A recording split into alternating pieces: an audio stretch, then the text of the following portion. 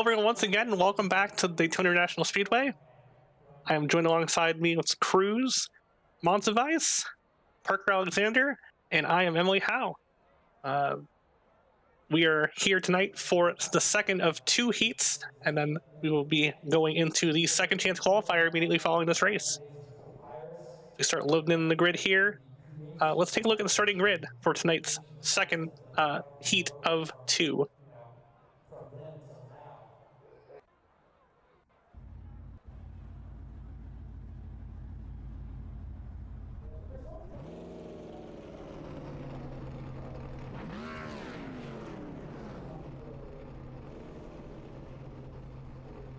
All right, leading off today's field will be Cody Nagels, number 06 machine, alongside of him Jacob Potak, last year's Winstel champion in the Winstel regular season. Row number 2 gives us Tristan Baker and Ethan Eckert. Row 3 gives us Peter Smetana. He won last night's kind of final practice race we hosted, about 20 cars, so look for him to be competitive tonight. Alongside of him is Ryan Moyer. Jonathan Hernandez and Nate Stewart will lead the inside row of row number 4. Nicholas Pressey and Michael Sturgill will make up row number 5.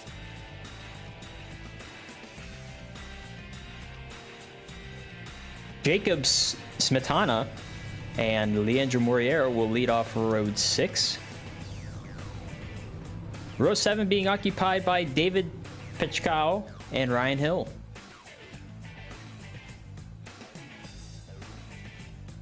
Travis Massier and Sean Pellig occupy row 8. Mitchell Semedo and Steve Buchanan taking up row 9. And row 10 being taken up by Zachary Robinson and Jeremy Davis. Row 11 is with Jacob Hutnick in the number 9 machine alongside Ton Willett, number 53 Ford. Row 12 gives us Winstel favorite Gabe Mauricio and alongside of him longtime broadcast partner Zach Johnson. Carlos Luciano will make up the inside of row number 13 and alongside of him Joseph Picciotto. Row 14 gives us Matthew Molinar and Matthew Baker.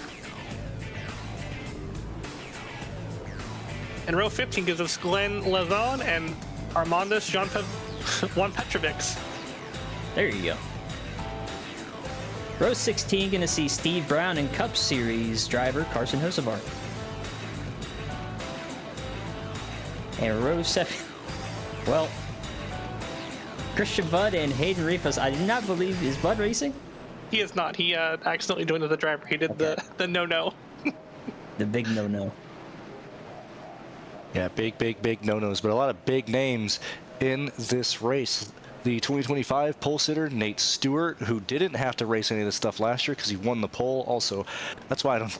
Look, I can't pronounce names. So good on you guys for taking that because I was out on saying the names this year. I usually just go with whatever I can say. But Nate Stewart, Potak, away from that. Yeah, but, big, Jeremy B. Davis starting 20th. These are huge names, not only on the iRacing service, but in the Winstel 400 history of this event. Sean Pelleg starting 16th is lucky to go his way. Typically, he always has trouble trying to qualify his way into this. While the first race had a lot of people familiar with the setup and a lot of people who typically run in the top 10 in both heats and the main event, this is the one that has, people who are new to this event, new to the setup, might not have as much practice in here. Now, I thought the first heat was going to be the calm one. Some could argue it was or wasn't, but I think that we're going to see much more intense racing in this one versus the heat number 1. Yeah, definitely agree with you there. To come around through through the tri-oval here, pace we're going to duck off. We're going to get a green flag here with 40 laps in the second of 2 heats tonight, being led by Cody Nagels. To go through the gears for the first time, a little bit of a checkup back there deep in the field around Gabe Mauricio, it looks like, as up front we are holding station. That is going to be something to watch out for all weekend. I noticed it in Heat 1. I'm noticing it here now. The checkup on the restart is insane. Definitely something to look out for as the weekend goes on. Now, is that due to, I mean, obviously we're on new tires here, but is that due to how people are just shifting, thinking it might be the next gen or doing anything different? Like, why is that being such a big thing this year and with this car versus other years? I couldn't tell you, honestly. I don't know if people are just having troubles getting up through the gears, thinking it might be a next gen, you know, because, you know, obviously that is now sequential. So I don't know if people just aren't used to the H patterns nowadays, but obviously we still have those in the trucks and Xfinity. So I don't know what's going on there, but it's definitely something to keep your eye on. Absolutely is. Cody Daigle heads to the top of Jake Potak to lead lap number 1. Tristan Baker is on the bottom line, and he's making good progress down there in that number 60 Granger machine. Getting a similar look to Heat 1. I know Heat 1 early on, 2x2x2x2. Not many people looking to make it 3 wide early, just trying to ride here and get a good rhythm going. You know, did you feel like Heat number 1 that going 3 wide was worse than previous years? It seems like in the previous years, you know, going 3 wide to the middle was really the ticket to the front. Did you feel any differently this season? It definitely felt a little bit more difficult. I didn't know if it was because less people were willing to go up there or through there. I don't know. I don't know if that's the case. It looks like we got one trying to make a move now. I believe that is the 64 of Jeremy B. Davis. Yeah, Jeremy Davis, very likely driver to be in the middle. He's being pushed by Jacob or by Gabe Mauricio.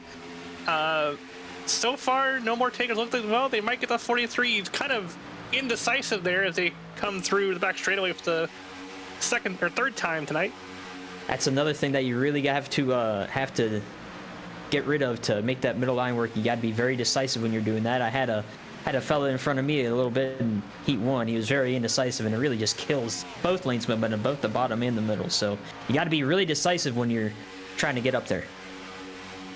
Stuff we're already seeing that we talked about at Heat number 1 is people just getting a little bit too high on the outside line on the entries here.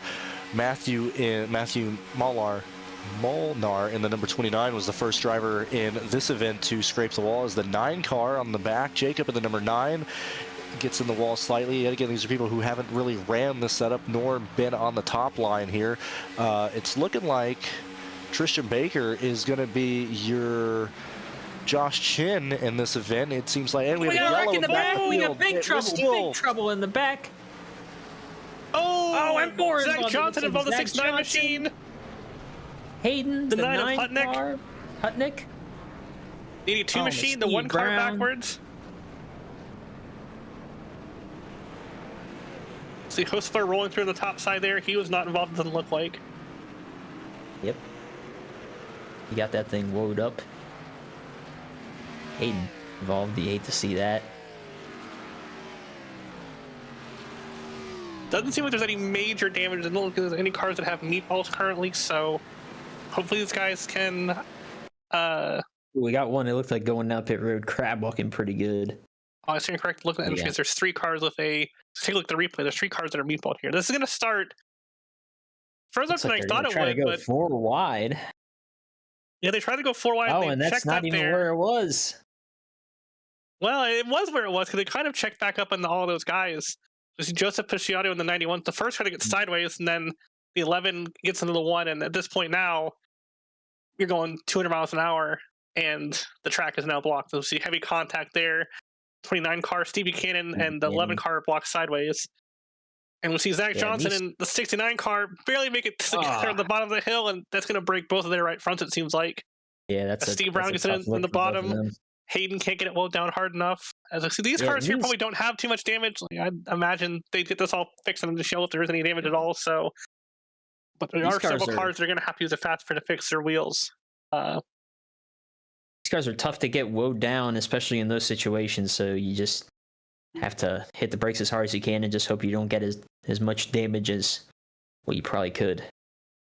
Yeah, it seemed like, I mean, I'm not putting any blame on Buchanan, but it seemed like he was just the unfortunate soul who was caught up with the outside line of Ryan Hill and Sean Peleg checking up, and he just had really nowhere to go when those guys checked up. He got hit from behind. He's the orange and white car that you saw spun right there on your screen. It just seems like him, for whatever reason, just got stuck in a situation where there was a huge checkup in front of him. Momentum was being thrown back to him, and that caused him to get spun there. As we watch again on board the 11 car of Michael Semedo, he's going to get hooked here, and he's just going to be a pinball here for the rest of the 20 seconds of this crash. And I think at some point we're going to see his wheel go limp because he's going to get wheel damage against the meatball. Well, he may not have gotten the wheel damage, but he definitely had a meatball there. You see him really crapping that car. Oh man, that car is that not what you want to see. Not in a good way. It's not the Oh man. See some cars coming off pit road here. Yeah, I was involved in one of them in the first heat, and that's just a helpless feeling, you know. And then you hate to see that for these guys. All that led happened here on by lap Tristan 4. Baker. I was just gonna say, it all happened on lap 4 in this one versus the other one. You know, we at least made it to halfway before something like that happened. Yep, definitely a different feel for this race. It looked like they were a little bit more antsy there towards the rear of the field to get up to the front. So this will definitely be an interesting watch the rest of the way.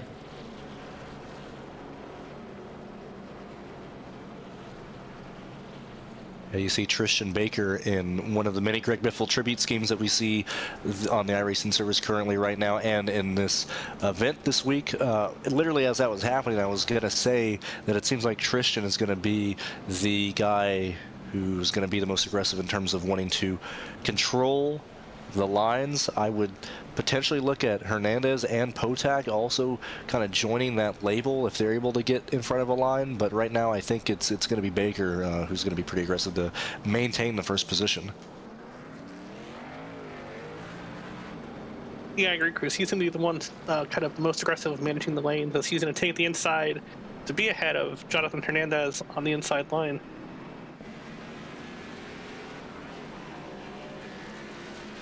Parker, what did in race number 1? Did you take tires? Did you take no tires? What was your call on pit road? If we had a green flag pit stop, I was taking 2. Those right sides, they get pretty worn out after a little bit, so I wanted to get at least fresh right sides to help the car turn a little bit, because it gets pretty tight there on the bottom if you have to run down there a good bit. Definitely, I felt it a little bit more up off the corner this year than anything. Normally, I'm tight entering the corner with this setup, but got a little bit more off the corner this year. So yeah, that'll be another thing to look out for. You know, these tires do get worn out. We're going at a blistering pace around here, nearly 210 mile an hour if you're in the back of the pack. So it's a pretty fast pace around here. So you definitely chew through the tires a little bit. Yeah, in my experience, I've always been a person to never take tires. I don't think I took a tire in the last 2 years.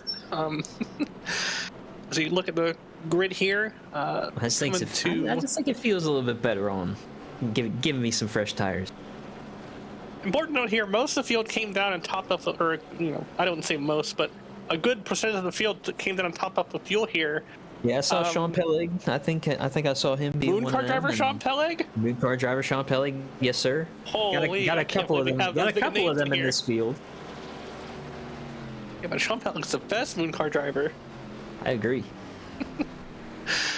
All right. Pace car heads around. The pace truck heads around turn number tri-oval and heads on the pit road.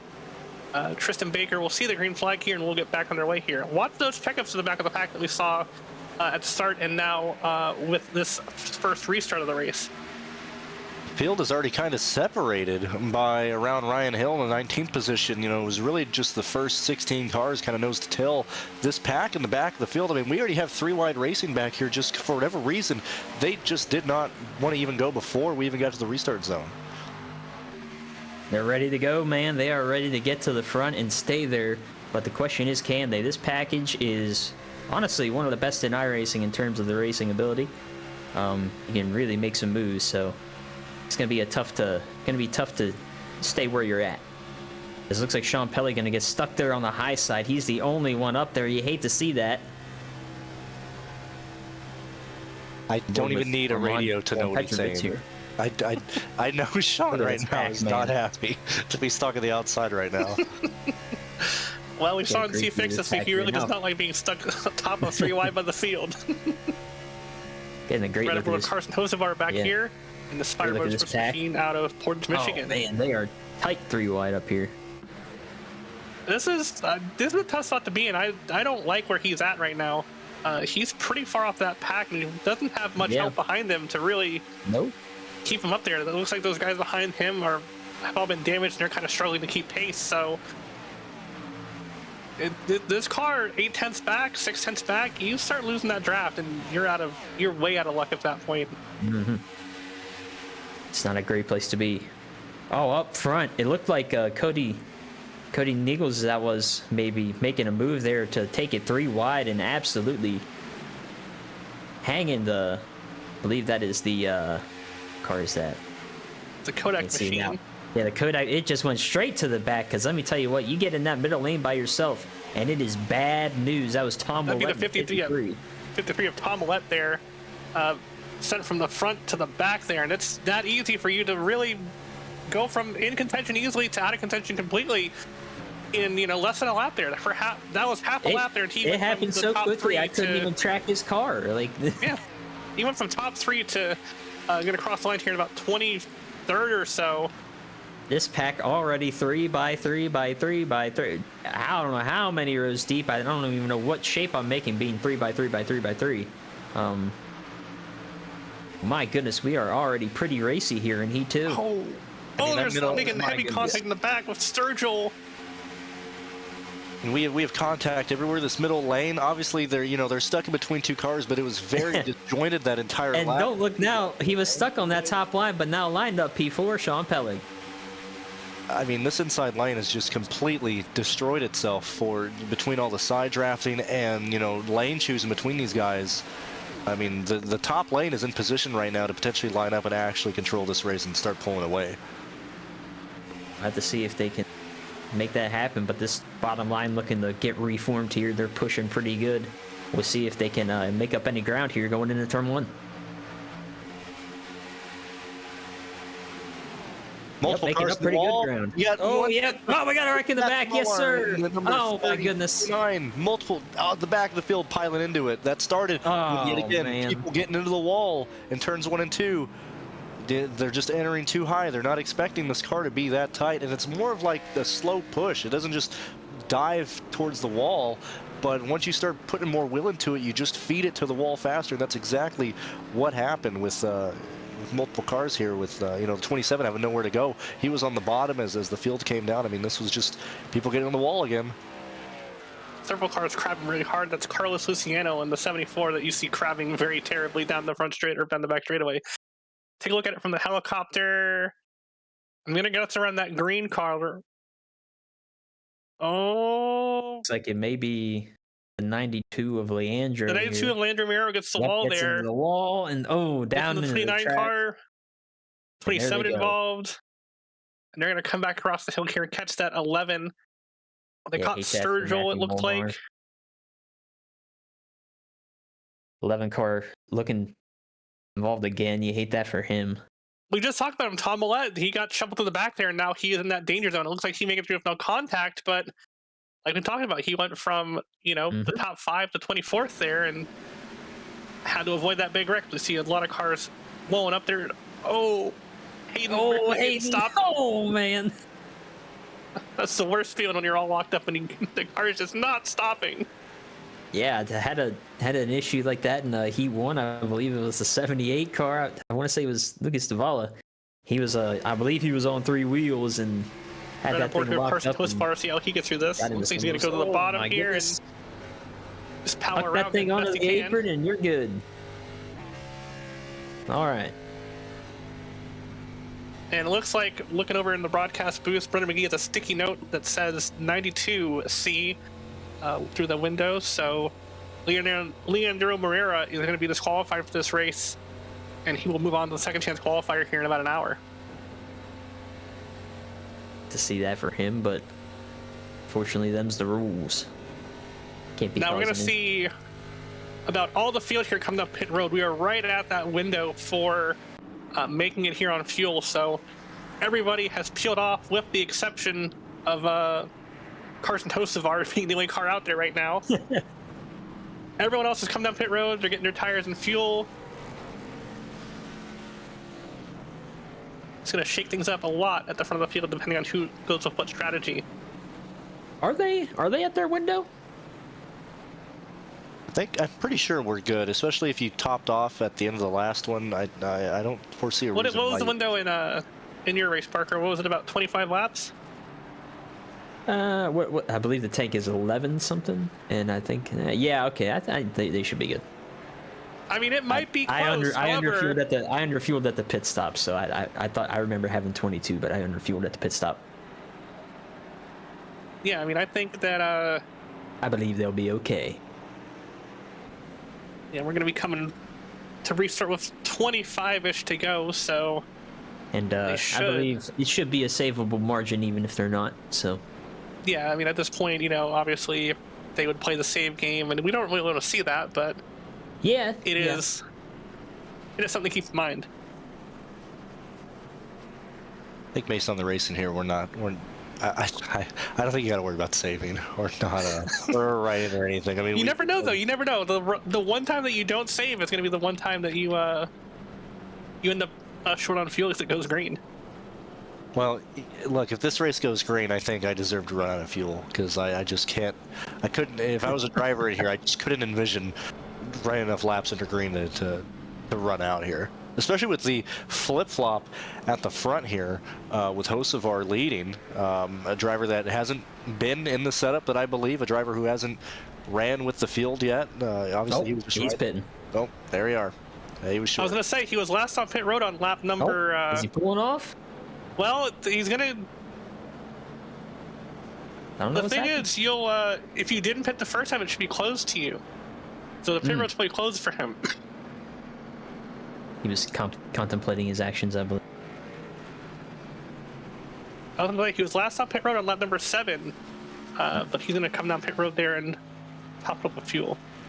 That's gonna hand the lead off too. It looks like the 05 of Matthew G. Baker. And also on the inside, it looks like it will be... Oh.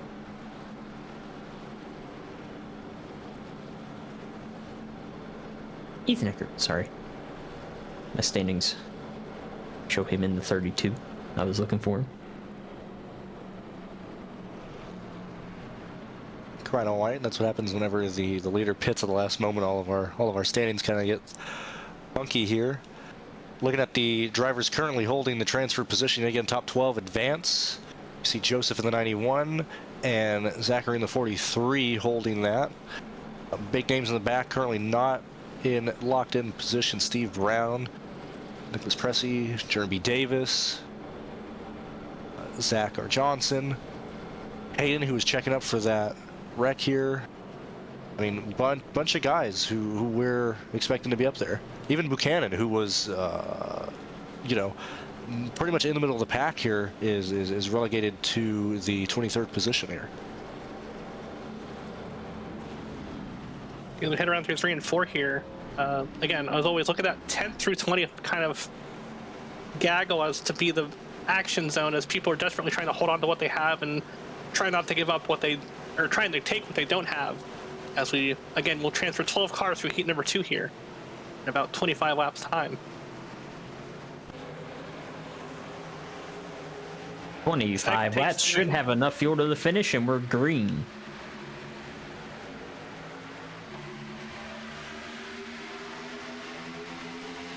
No major checkups there as we head off on the turn number 1. Outside line has an advantage now.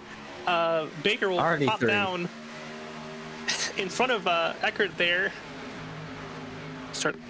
Who's that in the top side? Is that Sean Pellig leading the top side? I don't recognize that car yet.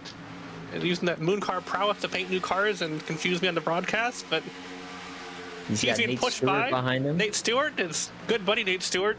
I believe he bought merchandise from Nate earlier this year, supporting his favorite Coke Series driver. Correct. Also, Jacob Potak right behind them, so that's a pretty stacked top line. We'll see if they can make anything happen.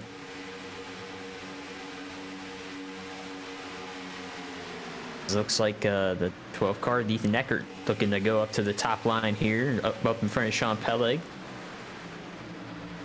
Yeah, Susan really not content to ride here. We've seen 3 or 4 lead changes in the last lap or so. These guys are starting to get antsy at the front. We see the bottom 2 move up to the top line. To really looks like I see some movement to the middle, maybe Potak to the middle. Look, Eckert looked to the middle for a second. Could have a very strong middle line here. Never mind. It looks like they're gonna get ducked out there in the middle. With 2 of them. One thing I'm noticing here that's kind of messing up, and I want to see if he does it again here, but Eckert entered very high in turns 1 there. That caused Sean and Nate Stewart to kind of, check up and cause Potak and everybody to get to the middle line here. We're entering turn 1 again. Eckert's the lead car in the outside lane. Let's see how high or how low he enters here. That's a much better entry here. Didn't damage the line like it did last time, but it seems to be the outside lane, has momentum, can be the dominant line, but it seems to be the one controlling if the middle line is actually going to form. If the momentum is killed by the lead car in the outside lane, it's giving all power and energy to the middle and bottom. It's high up there at the entry to the corners. Ooh, looks like Potak got a little squirrely there in the middle. This pack, a lot of energy in this pack, a lot of 3x3 racing is. Oh, that middle line getting real squirrely.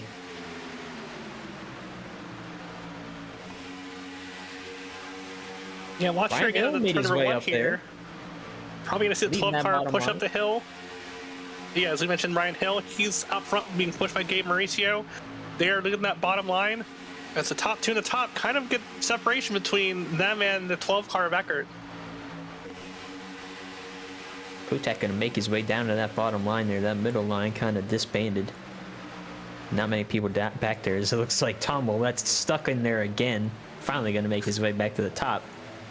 Poor Tom, man. He runs so good. He shuffled out so hard. He always manages to find himself in the right line at the wrong time. We head here to about halfway here, taking lap number 20 of 40 in tonight's heat number 2. Remember, we're taking the top 12 will advance. And remember that these spots will not determine your starting position for Sunday. We will qualify again on Sunday. So when it comes down to it, these guys should be smart, like we saw in the first one, not push the issue. But every year, somebody pushes that issue and they take themselves out of contention when they had it easily locked up. It happens every year, and I guarantee we'll see it happen again this year. This is about the point in the race. We obviously had that caution around here in Heat 1, but this is about the point where the intensity started to ramp up a little bit. Everybody wanted to start to try to make things happen. But as you see here, it looks like we kind of recycled back to the 2x2 racing. Yeah, I think it's going to be around that Potak Hernandez position, the 16 and 17 cars right now, to try and form that middle lane. I think it's just, look, for what I'm seeing how these guys are pushing, if I'm Sean Stewart, the 17, the 67, and the 43 of Zachary, I feel like I want to get around this 12. I feel like they're, based on how, especially how Nate Stewart is following Sean, they're not happy with how this outside line is rolling. The 12 really hasn't had a consistent line and entry here. As the 12 brings it closer down in the middle, Sean has to follow him, but this keeps messing up the momentum of that outside lane. Yeah, and as they start to come down the side draft harder, this is going to slow down the pack a lot, and it's going to start making that middle lane become more viable, right? Like when we're in this 2x2 configuration, we're at full song max speed, and then as they start getting more aggressive, it slows that front car down and allows the middle lane to kind of start to move. We might see Sean and Nate try to hang that 12 out in the middle if he leaves that right rear open to Sean. So far, they seem to be patient enough to ride around the line. Line's starting to get a little bit of momentum now, but just kind of ebbs and flows at this point whenever you're 2x2. One line gets to run, other line gets to run, one line gets to run, the other line gets to run, and then it's just back and forth until somebody finally tries to make that move into the middle.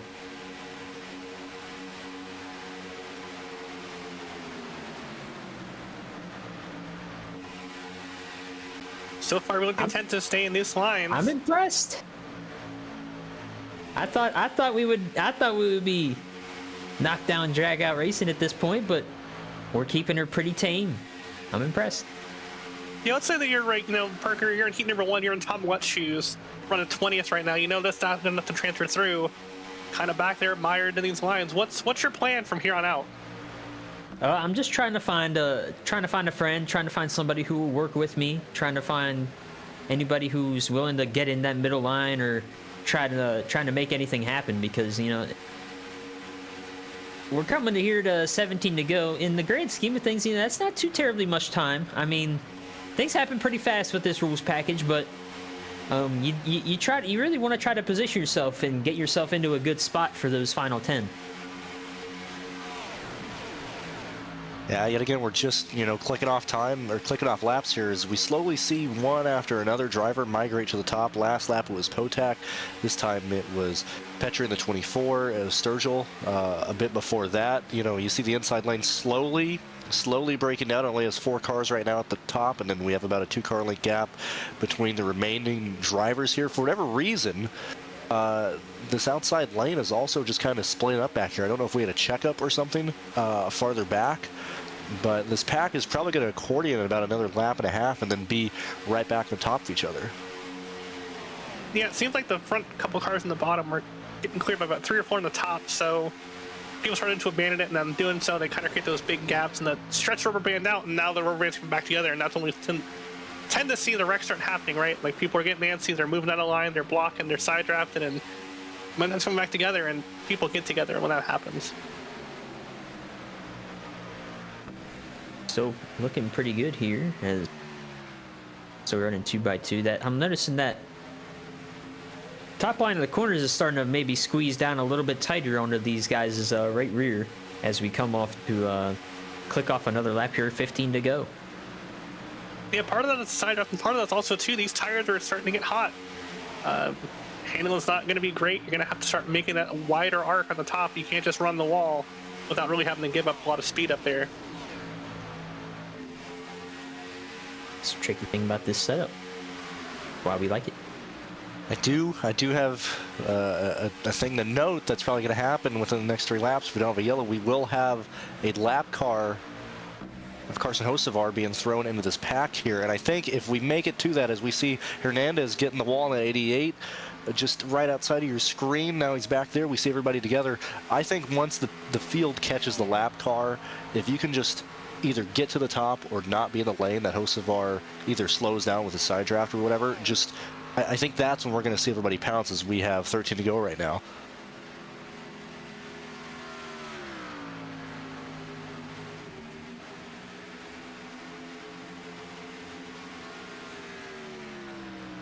Yeah, currently things up front staying pretty static. Everyone seems to be content to ride. We've seen Potak and Tom Willett trying to make the middle work, but really nothing much so far. I think we're going to see one of those classic lane races where people get going with 2 to go and they really can't make it because everyone's up ranked when you do that. But hopefully soon we start seeing some organizations come up and we start seeing that middle line start pushing more back forward. Matthew Baker, your current leader, with Cody behind him, as he's been in charge of this field so far. I'll let you take back over, Parker. I just want to say that we haven't shouted out Mr. Matthew Baker actually leading this event in a while. Yeah, these two have had a pretty good control of this event up front. It's been pretty impressive to see so far. But again, everybody just kind of content to ride. I was about to say though, that lap car Hocevar looked like he was trying to favor the middle there, so that'll be interesting to see if he stays there. I'm not saying that's too terrible of an idea. I mean, everybody's kind of split, running the bottom and the top, so it's kind of where everybody isn't. Otherwise, I say that looks like we have Jacob Potak trying to make a move down into the middle. So Pack is running about 3 seconds faster than the lap car, so it's going to happen pretty fast when they do end up catching him. And right now, Petri in the 24, you're 1 car in the middle, trying to fight his way to the outside lane. The pole closes, almost had a bit of contact there with the 11 car, but we continue on. I think this is going to happen probably entering 1 with Hocevar, if not sooner. Either exit of 4 here or entrance of 1 is going to be kind of when they catch us. The 12 go down. People are starting to abandon that outside line. Sean Pelling really getting on that right rear of the 15 of Ryan A. Hill. A little bit of contact there with Hill and Eckert forces Hill up to the top line. As it looks like, we're gonna get Carson Hocevar a lap down here. Unfortunate for him, but looks like he's gonna hold the bottom here on restart. Yep, gonna hold the bottom. Here it is, positions, time to get spots. Time to get in the transfer position with this as the field gets extremely tight out of 2. Almost contact, bit of contact there with the lapper, but we're staying green. We have the top, and there they go. you're wrecking Zachary in the 43. Off the nose of Carson Tosavar there. He's on Hosa. There's no way it's not. Hurricane Hosavar strikes again. Oh my God. Here. That's rich. Can't seize the gift, man. And he gave one. He gave one away. They're clean as day. That's what happened here. We'll take a look over in the booth to see what the final call is, but I agree there, Cruz. He seemed pretty high off the bottom there. I don't know if he got side drafted and kind of pulled around to the top or was just trying to be as aggressive as possible, but I believe I just heard it be called a racing deal. let's take a look here. Again, yeah, Hosavar pretty high up on the bottom there as the lapper, and it looks like kind of a bad push, yeah, down the hill. Trying to either clear him or getting turned by, I can't tell who that was behind him. There you see him go across the inside grass there, Zachary Robinson. Carson was a little high there, but looked like it was just a push that kind of led Zachary Robinson down into him, so can't really put the blame on Carson there.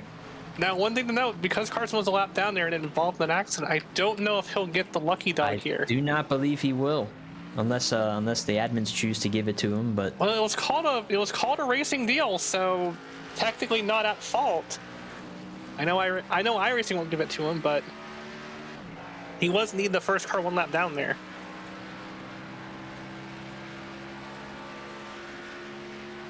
There's also another car one lap down, Travis Massier, number 27 machine. So iRacing may have given it to him, and he might be getting the way around here. But we'll see here. A very good possibility.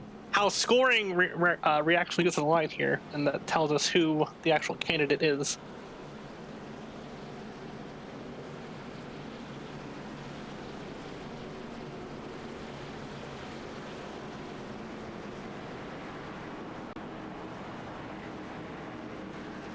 We're listening to the admin, Brendan McGee, explain what was just explained in the broadcast right now of who potentially has the wave around, as we have a good portion, if not a majority, of the field pitting. Looks like we got about 7-8 cars staying out.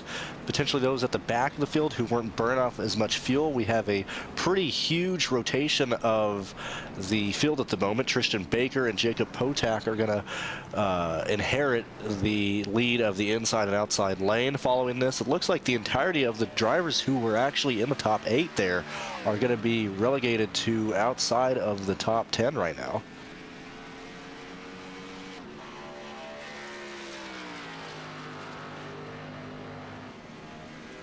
As Travis Massier is the lucky dog. He will get his free pass around the pace car. He will get a lap back. Still got 10 laps for anybody else lap down. Carson to get his lap back. So still a chance here for him, but tough. I absolutely believe that we will see one more yellow before the I would be shocked. White flag. And Carson is also the only other car one lap down. The only other car more than a lap off the pace is Leonardo Herrera, and he is out of the race after the last yellow.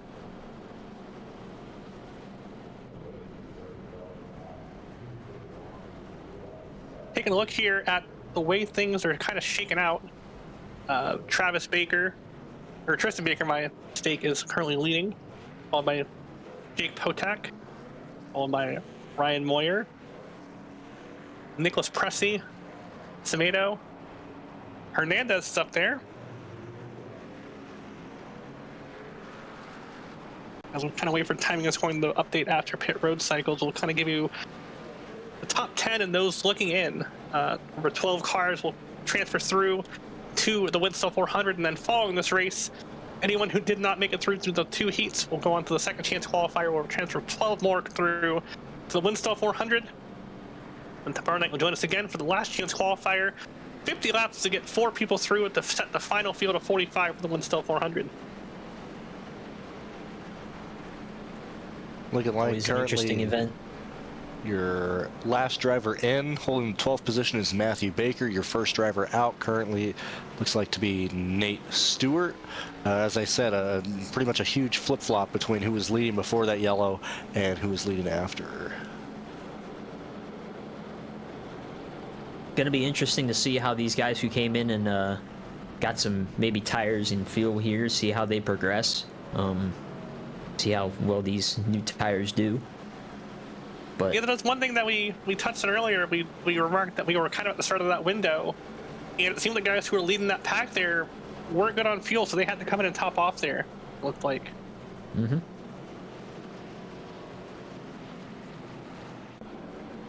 This is gonna be crazy. No ifs, ands, or buts. No other way to put it. I think we will probably end up going to a green-white checkered here, and I just can't envision. I have no confidence in selecting one driver that is currently going to transfer in. I just think we're going to see two yellows. I thought you were about to say I have no confidence in this field. I was like, wow, okay, I have full confidence in this field really we're watching tonight. I was about to say we're really just down Cruise. in these fellas tonight. I mean, I'm not. Look, sometimes Skid Row is Skid Row. I mean, we can prop it up, but we're gonna have two more yellows here. Which is how it's gonna be. I'm betting on one more yellow. I think we get one more yellow to round this race off.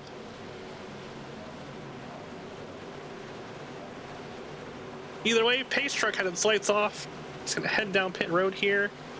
We're gonna get the green flag with should be 7 laps to go here. Green is up. We're going through the gears here. Baker leading them off. Potak on the outside. Looks like we're already 3 wide with the 9 car of Sputnik, I believe. Yeah, we had a checkup about 6th row on top side that really way up there. Oh. Yeah, we are that's going to be. Yeah, there's no time to get lined up and get rolling. We got to go. Yeah. Oh, there they go. The 11 car around. Sean Pelling around. Multiple drivers around. Oh my goodness, big wreck here. No, so many cars involved in this wreck. This is pretty much everybody behind about top 10 was involved in that wreck in some way. Nate Stewart, car destroyed, had to tow. Host of our Queen, he'll be the lucky dog. The 43, he's been involved in a couple wrecks tonight. The first car was an 11 car. Again, it wasn't his fault, it didn't look like, but he was the first one sideways. Mitchell Semedo in that 11 car that we've seen backwards plenty of times tonight. Let's see what happens here. We're looking at he gets a little bit loose there, and then they use pinball around. Yeah, and everybody just gets sent up into everybody. Looks like that hooks 7. He's backwards blocking the field. Yeah, Great job from Jeremy Davis as we see Gabe pack him in the nose there, followed by Ryan Hill and the Gabe. A train of cars on the front side with the whole track. Sean's backwards. Hard hit for the 67 there of Nate Stewart. Jesus comes in there and gives a bump to the 30 and the 43 backwards in the 11. I just easier to count who wasn't involved in this one. Yeah, I just can't believe how I blocked that track. It's just crazy to see the whole track blocked, even with the extended pavement given here. I mean, it's that is blocking like 16 rows of the track here.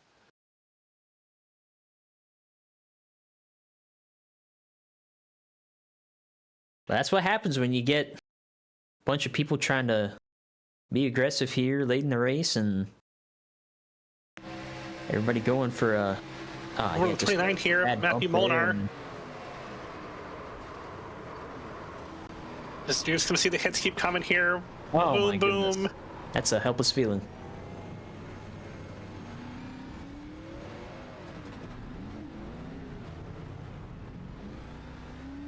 Still hearing a lot of radio chatter. Sturgill currently talking about his damage. We heard Sean and Baker talk about their damage here. Buchanan, who was involved in that first incident, also heavy damage in that number 1 car as he comes down pit lane here.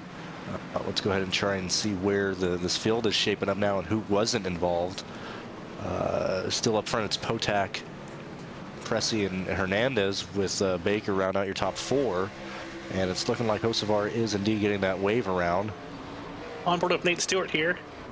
As he and Sean and everybody else. A hard hit. He's going to take a couple more here, too. Oh, my goodness. One more freaking measure, and that is... he T-toes it back to the pits there. Oh. A lot of damage from this Jim Beaver Esports with Dead Zone Racing Toyota. Again, Nate Stewart, the pole sitter in the 2025 Winstel 400, part of the FTF gang. Not really a lot of teammates in this one, and it looks like he's going to be going to the second chance as we see Tom and his onboard of this, and you see how much damage he has on that steering wheel. I mean, this was just a catastrophe for a lot of these drivers. Never good when you see that thing at 9 o'clock going straight. If we could do it through the field here, I'd like to see who does and doesn't have damage as we set the field for what should be a 3 to go restart here. We got Jake Potak up in the lead here. Here we go. That's nice and tight. They're perfect. Nicholas Pressey, the 25 machine, in second.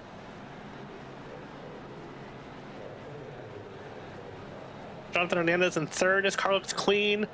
We're in a good race so far. Tristan Baker, his car is clean.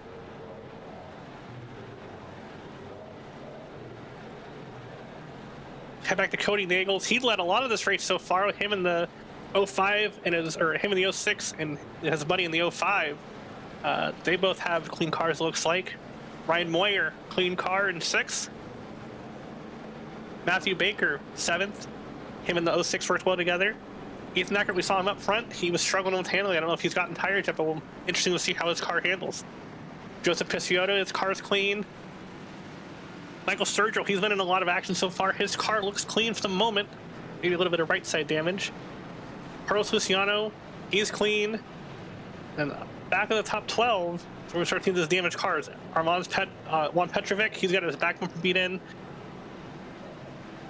21 car.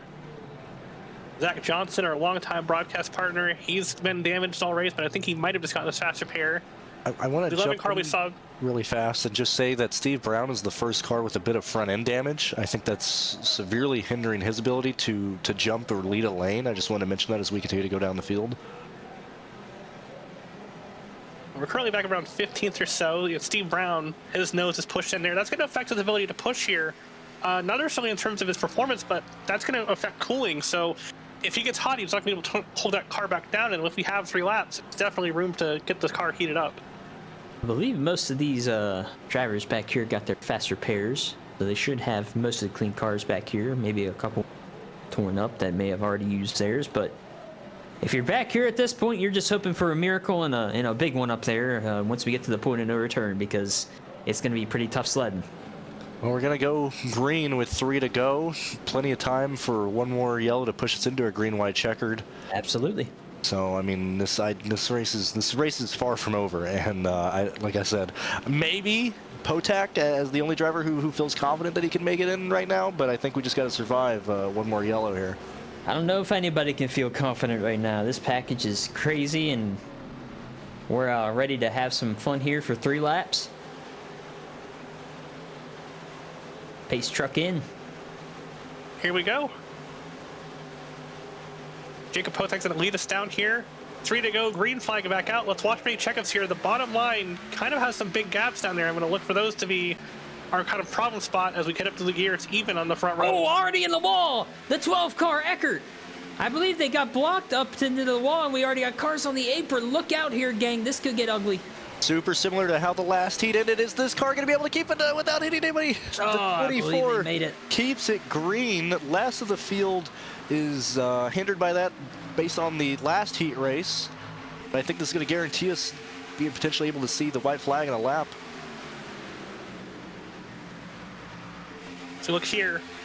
Cars going to the middle. We still got a big pack here, though. And it looks like those cars that got checked up there, they're not going to lose the draft here. They're going to have time to kind of come back in accordion as we're now taking 2 to go here. So yeah, they're going to have time to, as this field races and, beats and bangs, catch back up and start making some moves. I mean, tough to get back to the front from there, but definitely spots to make contact here with 2 to go. Spots. But are you Absolutely racing to the white or to the yellow? I mean, both of those can change exactly how your race is going to go. Gabe trying to make something happen here as Matthew and the 29 kind of blocking the inside or the middle lane in the back of the field. But it's looking like this front pack is content with just trying to make it. As I say that, the 12 car and Sean, yet again, these two have been pushing the whole time. They make a move on the outside lane. Sean's in the wall, but he saves car it. the wall, the 29. We're gonna keep it straight, I believe.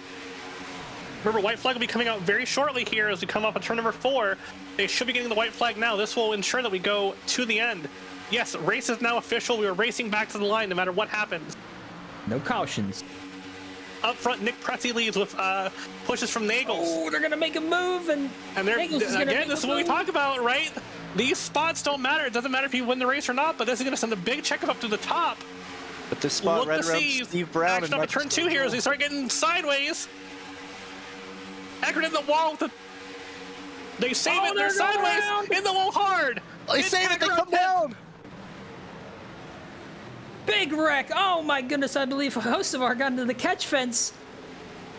As they Coming come off around, of turn 4. it looks like Nagel's going to win the race pretty handily Right unless now, Baker makes a move here. Sturgill is 12 with a damaged car. He is 12th right now. Is anybody going to be able to run him down? He is, if I'm not mistaken, I know how to count. I'm pretty sure he's in 12th right now. It Those looks like crews he's going know to how limp to it count. home. No, he finished 6th. 12th, he got it. 12th. You got it. Thank you, timing. Sorry. Sturgill has it. He was 12th. That was the transfer, just getting. And remember, this is through. all unofficial. This is all unofficial until we determine the cause of the incident or any sort of penalties. We don't know who we have in the top 12.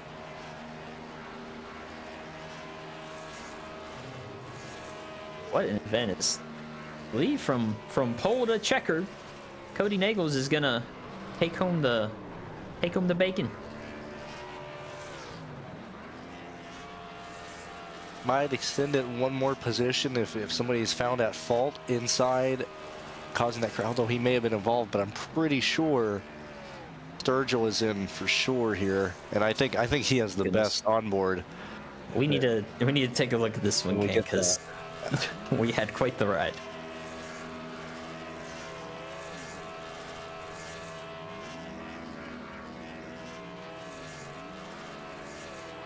We almost had the exact same happen in both heats to where a spun tire, watch this crash again, where a spun tire almost separated the entire top 12 from the rest of the field here.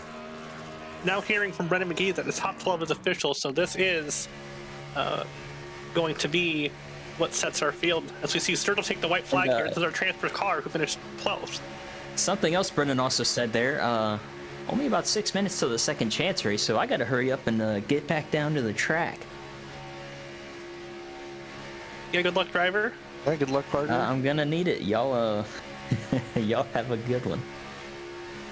If you join us, Parker, as we're on board, this is where the wreck starts to happen in front of Sturgill. We get 4 wide here. And this car goes from the wall to coming down right in front of him.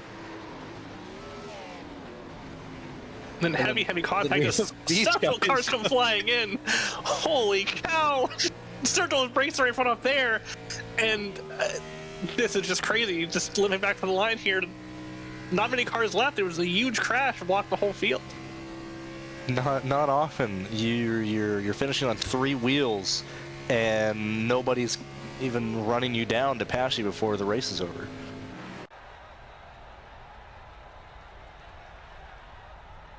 As we see our top 12 make it through, Cody Nagels wins the race, transfers to the Sunday, Matthew Baker, Nick Pressey, Joseph Picciotto, Jake Potak, Tristan Baker, Gabriel Mauricio, Ryan Moyer, Sean Peleg from Mooncar, David Petrol, Ethan Eckert, and Michael Sturgill all make it through to Sunday's Winstel 400. More importantly, big names that did not make it into this, moving their way quickly into that second chance qualifier. The final race of the broadcast this evening will be starting shortly, but I mean, we are getting more and more and more intense as we just continue into this, second chance qualifier. This is going to be a crazy race coming up. Yeah, coming up here in about the next 5 minutes, so we will leave you here for a second. We'll join you again on the grid for the last chance or second chance qualifier.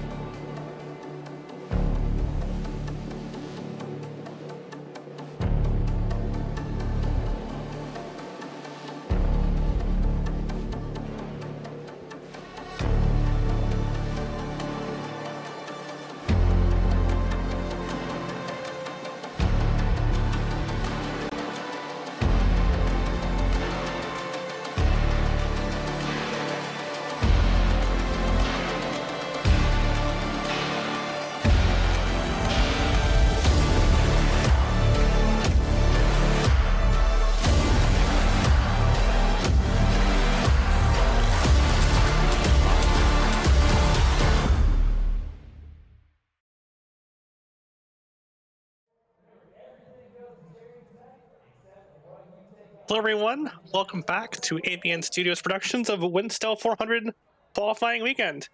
We just finished up heat number 1 and heat number 2 and set the first 24 cars to be locked in to the Winstel 400 field Sunday night. I am Emily Howe, joined beside me by Brandon Cruz Monsivice, and behind the scenes our lovely Carmen and Sienna pushing the buttons for us. Parker Alexander, who was in the booth last time, had to hurry back to pit road to get back in his car for what we're about to see now, the second chance qualifier, where we will transfer in another 12 cars into the Winstel 400. Huge names of drivers in here. I keep mentioning Nate Stewart, Jeremy B. Davis, who has come close to winning the main event that we will be having on Sunday. He's in here. Previous winner Evan Melanson is here. Justin Malello, who has consistently finished in the top 15 in each of the events, in each of the Winstel 400 events that he has been in. Tons of guys who have competed in the college series here. I mean, this is a stacked field in and of itself. I mean, we have we have groups from FTF, Winstel, a lot of people that we expected to be qualified in racing in this one here.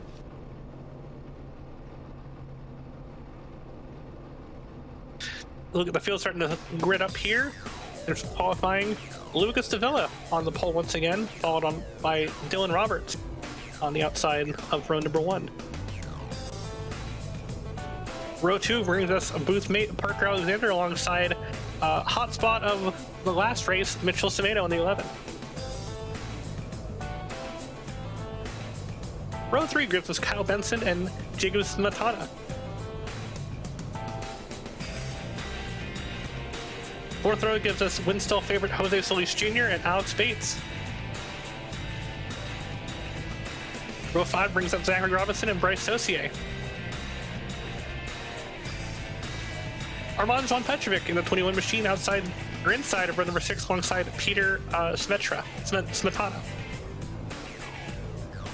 Jeff Malillo alongside Mitchell Howe, two very well-known names this week. Row number 8 brings us Adrian Schumacher alongside Evan Melanson in the Beavis and Butthead automobile.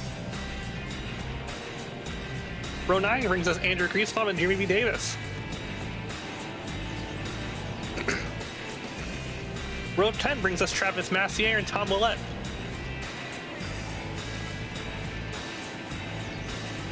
Row 11 brings us Craig Slogger in that beautiful Sicko machine alongside Tyler Murray in that white and blue number 3. Row 12 we see Leandro Morena alongside Ryan Hill in that multi-numbered machine. Row 13 brings us Britton McAllister alongside Carlos Luciano. Lou Yettinger and William Boisvert in row 14. Jill Chatelaine and Steve Brown back there in row 15. Jacob Hutnick in the 9 and Eric Scherer in the 10 in row number 16. And Zach Johnson and Colt Huff in row number 17. Row 18 brings us Corey Cook and Chris Bishop. Row 19 brings us Greg Lauzon and Carson Hostfar. And rounding out the field is our Jesus Machine of Hayden Raypaw in row number 20. Yeah, 39 drivers answering the call for the second chance qualifier. Yet again, top 12 will advance from this one. Instead of 40 laps, we're going 50 in this event. Now tomorrow, it'll be another 50-lap race, but only the top 4 going in. That is your LCQ. Nobody wants to be in that one. Pretty much an entire full field here fighting for 12 positions. Everybody in here, I think maybe outside of 1 or 2 competed in their heats. I know there was a couple people who weren't able to make them regarding work, but this is 39 drivers answering the call for this one here with the pace truck diving down, making its way to pit lane. Lucas Davila, your pole sitter with Dylan Roberts on the outside lane. Green flag is out, and we're rolling in the second chance race for the Winstel 400. So that bottom line got a nice jump there. No one really tight pushing yet. You see everyone getting up to the speed. Learning from those first 2 races to take it easy kind of at the start. The checkups were really big in the past 2 heats. Hopefully they're able to keep it clean and green here for a while. The fuel cell of note is extended in this race. We get 14 gallons. That should take them about 29 to 30 laps on the fuel tank instead of the about 22 to 23 that we saw last race. as we're seeing more of the pack working its way to the outside line. As I say that, literally 3 people dove to the bottom for some reason. As I go through this grid, I see many, many drivers who have multiple top 5 finishes in the Winstel 400. This is probably the toughest second chance field that I've ever seen, and that is due to restarts, that is due to crashes in the first 2 heats with people who were justifiably in a position to transfer in. They just didn't make it for whatever reason. And so, as I said, I think this is the toughest second chance field we've seen, and I can see 28 drivers that I could envision finishing top 5 on Sunday, but they got to make it. They got to make it in. They got to finish top 12 in this one here. Yeah, this is one of the toughest races every year of the weekend, right? This race always has a good number of top-tier drivers who got unlucky in their first 2 heats, and this is, and we do have the last chance qualifier after this, but only taking 4 cars. That's kind of more of a last-ditch effort versus an actual, true main to be able to get through the field. So many people look at this as their last chance effort to get through the field for Sunday's Winstel 400. Right aboard of Justin Malone here on the bottom line. He's currently right around that transfer position. He's swapping back and forth as we ebb and flow to the corners here in number 6 Ford. We talked to McGee in qualifying last weekend. We were talking about how we wanted this event to expand into a week-long event, not just so everything isn't jammed into 2 or 3 days. With that, if you miss this race, you got to wait all day to run tomorrow. Okay, that is just not fun. Okay, I envision that the mental stress and the anger that drivers are feeling this weekend is almost extended because of the long waits in between this race here on Friday and the big event on Sunday, into the evening. I mean, this is almost 2 days, before that event. And I think we're going to see some tempers flare. And I think because of that, we're going to see people probably be way more aggressive here later in the race than probably what they normally are. They don't want to wait till tomorrow. They don't want to just miss the event. I mean, this is a free entry race with a cap of 86 drivers, I believe, $1,000 purse. I mean, there's not another event like this on the service. This is one that everybody wants to be a part of. Yeah, every year we see more and more interest in this race, and the stakes get higher and higher, and the pressure to get in gets higher and higher. I mean, I had to get through second chance a couple years, and it's the most nerve-wracking race of the weekend because this really feels like the really true last-ditch effort. Absolutely. I've been 3 wide. They're about 20th on back. I say as I look at the back, as we do have a car in the wall, it is the Kodak machine of Tom in that 53. He saves it. What I was going to say is I've won this event. I've been the first car, or the last car in qualifying. I've been the first car out. I've been through all the emotions regarding this weekend. So if anybody understands what the pressure you have here, as we have Carlos in the 74 make a save. He was, as we see the 4 car, we're probably going to have a yellow here. That is... You're crashing the back, Bishop down in the grass right now. It looked like that car is hurt pretty bad there. The 4 machine of Chris Bishop. I think I saw Carson Hosfar was involved there. I believe the Budweiser machine was also involved. It's hard to tell where this one started. We're going to look at the replay. I think it was just one of those checkups on the inside lane. We did the shootout last week, and there was an incident where we had a crash where the checkup just came out of nowhere, and it wasn't a small checkup. It was like 5, 8, 10 miles per hour. That's what it looks like happened here. Yeah, we're going to have to go back a little bit further on this one to really get a look at what happened to start it. We saw Carlos Luciano on the apron there and 3 on entry. More than likely responding to a checkup, but let's see here. Let me take a look at it. Yeah, they check up there, and it looks like the 36 pushed down there. Let's see what happens to... As Cruz called it, another checkup on the inside line. They start having to check up there hard. The 92 checks up good there, and then they just all kind of start bottling back and forth into each other. So the 44 gets into the 92, into the 74, and then, yeah, once they see him on the apron, they all have to check up there. The 38 gets turned by the 10 of Scherer, and then as we see Bishop's going to be the one that gets sideways here. Oh, Carson's going to be coming around the top side there very hard, and yeah, wrong place, wrong time for both of those drivers, as they're probably going to have some pretty extensive damage repaired. My sim finally working. I did see the right front broken on Bishop's car there. I mean, everything that could have happened with the 74, he did an amazing job saving that. That could have been much worse with Carlos potentially coming back into the field, but he saved that. And the fact that that pretty much happened at the very end of that pack is pretty fortunate for a lot of these drivers. Right over Cart's nose bar. Yep, just up the track right into his left front, and not much he could do there. Kind of just wrong place, wrong time. He's gonna have a lot of left front damage. I don't know if he's gonna take his fast pair or not here, but it's pretty torn up on the left front of that race car. I don't know what just happened on pit lane, but like 5 people missed their pit stalls. I was going to check out if Hocevar had enough damage. Yeah, it just ticked over. He did take his fast pair there, so he is out of his mulligans already on lap number 7. So not the spot you want to be in, needing to be in the top spot for this finish of this race. Like Jacob in the 9 did not take a faster pair. I'm looking through very quickly to see who potentially still has some damage indicating they didn't take a faster pair. But it's looking like that's the only driver I can see right now with any, and he just has a slight scrape on his car. But it's looking like, and potentially Louis in the 44 as well, as the only guys who chose to just repair the car versus taking a faster pair.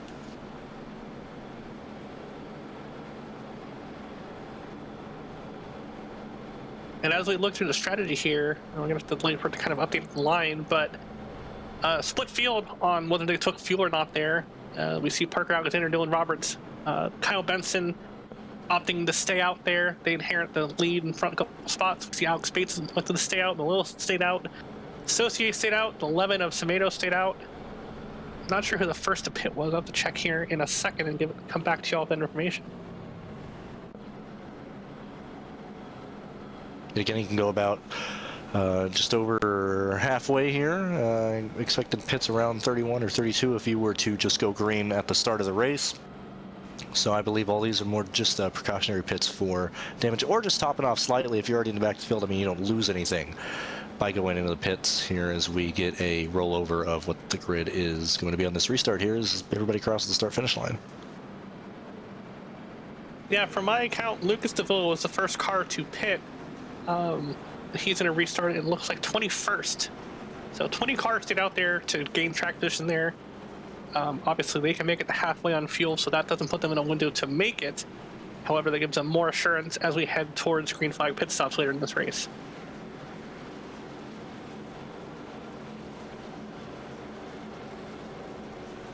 Trying to look through and see just where everybody is at the moment, if there's any surprises or any potential packs of drivers or groups of drivers that I expect to work together here. I'm not really seeing much right now. It seems to be, you know, everybody that you would consider, you know, a friend or a teammate or, you know, a league affiliate driver. Everybody's kind of separated by drivers in front of them, so it doesn't look like any default teammates right here. So I would expect to see those teammates and pushes to form here as we exit this restart, as we come out of probably turn 4 off of this restart here. One thing to note as well, we kind of saw that in that little grass shot in turn 1 and 2. This race later in the day compared to heats 1 and 2, and with 2x sun movement, we're gonna see the sun starting to pull down in the sky a little bit, and we're gonna see traction start to drop a little bit. That'll affect the handling and kind of how these cars drive towards the end of this race compared to heats 1 and 2.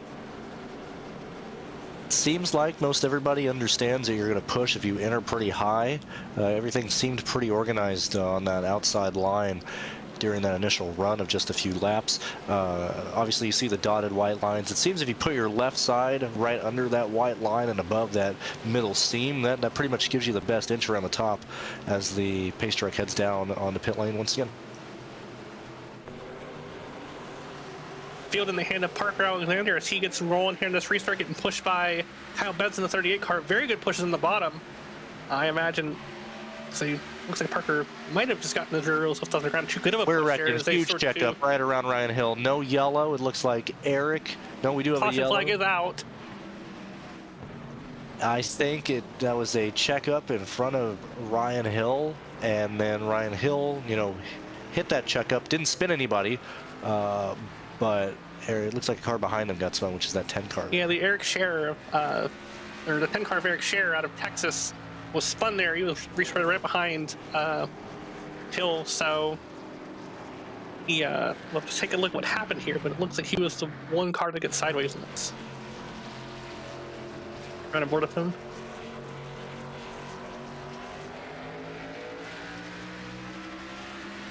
It's Ryan Hill ahead of him here as you see these two get a good restart. We'll see the check come back, and he gets into Ryan, and it looks like the guys behind him did not slow down. He gets turned across, and it was a 92.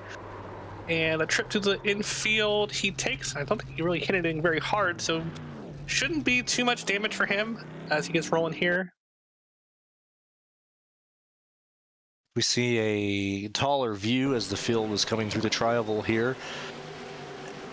Now, we've seen that. I think this is the third incident in about 9 or 10 restarts we've seen. I mean, it seems to be the restarts are actually way, way, way more important this year than it has been in previous years. Yeah, so you see Zach Johnson behind him in the 77. He's going to have Leandro Moreira on his inside in the 92 machine. Ryan's going to check up. See it in the back of Ryan, and then obviously the accordion comes back. You see the flames out of the pipes. And across the nose of Leandro, he's going to go here. But notice how disorganized that top line is. I mean, even with these guys wrecking back here, I mean, that is having a huge impact and influence on what any of those guys can do if that restart ends up going green. I mean, those top guys, or everybody on the top line past like the 8th car, is at a significant disadvantage of giving up positions and people jumping up to the top. Like, this is something these guys have got to get down, not only today, but tomorrow and on Sunday. I mean, I don't know what is causing these restart issues like this.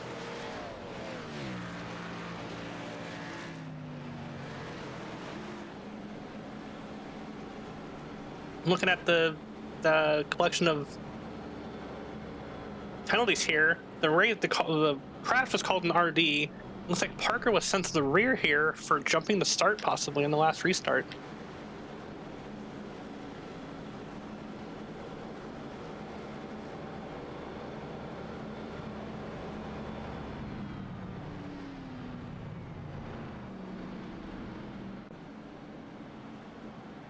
Also, looking back at some things, it looks like we had an intentional wreck under yellow as the caution was being thrown there between Leandro Moreira and Carson Hocevar in the 5 car. I think we got to find that before we go green here. This is the first time I'm hearing of this. I saw Phil in the grass when we cut the cameras around, or not Phil, but Hayden in the grass, and I didn't understand how that happened, but looking back, and it's going to be in turn number 1. We roll the camera forward here. Just watch this whole restart sequence.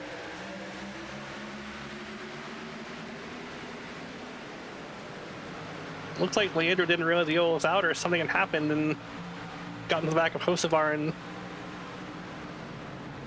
so yellow's out. Yellow's out here, and they slow down, and yeah. Now if we watch here, we get some contact in the door, and then the classic right hook. What's going on here? It looks like he was displeased by getting his left rear run over by the 92 there, and decided to take some extracurricular justice there on the right rear. I didn't see anything get called there, but I mean that's kind of a silly thing to do when you've already used your fast repair, and now you're gonna have left front damage, and possibly risk that being seen by the admins. But interesting developments here, and a lot of tempers flaring as we head to the halfway point of our second chance qualifier here tonight. I said it. I mean, I just think due to what's at stake here, and the people, not that they're bad, but I mean, this is a tough field. I mean, like I'm not shocked seeing people be frustrated right now. Yeah, being stuck in the back. That's a. I'll make my word into the live microphones for a second. Carson's had a rough night. Like, race 2 did not go well for him, and right now we're seeing the second chance qualifier. He's already been involved in 2 different incidents here. It's a rough time right now. He is not having fun. It's obviously getting clobbered by Moreira there, who already unsighted after being turned across of by Scherer. I think we're going to see, I think that's tip of the iceberg. There's already a lot of drivers that are not happy with each other right now. I think if we get too much further and we get a couple more cautions, we're going to see a lot more of that. Bring up a good point. He's had a pretty miserable night tonight, but at the same time, I really haven't liked his strategy, right? Like, he's chose not to qualify both races so far. Starting at the back, riding around at the back. That's where the wrecks occur, and you put yourself in danger. So let's see if he starts pushing back forward through the field, or if he keeps continuing to ride and hope for wrecks ahead of him. So again, on that cycle there, Parker Alexander was EOL'd for causing that, or for having a restart jump. So Kyle Benson takes the lead here as we take the green on lap number 13 of 50, being pushed by Malillo, number 6 machine. Another number 1 disorganized restart. Really? I mean, look at this top line. What is going on here? And keep an eye on the 2 white cars there, the 84 of Jacob Spatana and what should be the 0 of Peter Spatana. Brothers there from Czechia, now side by side. They're going to try to hook up here. They have not had a chance to race together very much so far tonight. That could change here once Jacob gets ahead of Peter on that outside lane. Yeah, currently side by side for the family battles. Peter won our last little test race we had the other night. Made some great last lap moves, so he knows how to get it done at the front. We saw him up front in his first heat, so let's see if he can do a better job of finishing it out and stay up front for the end of this one.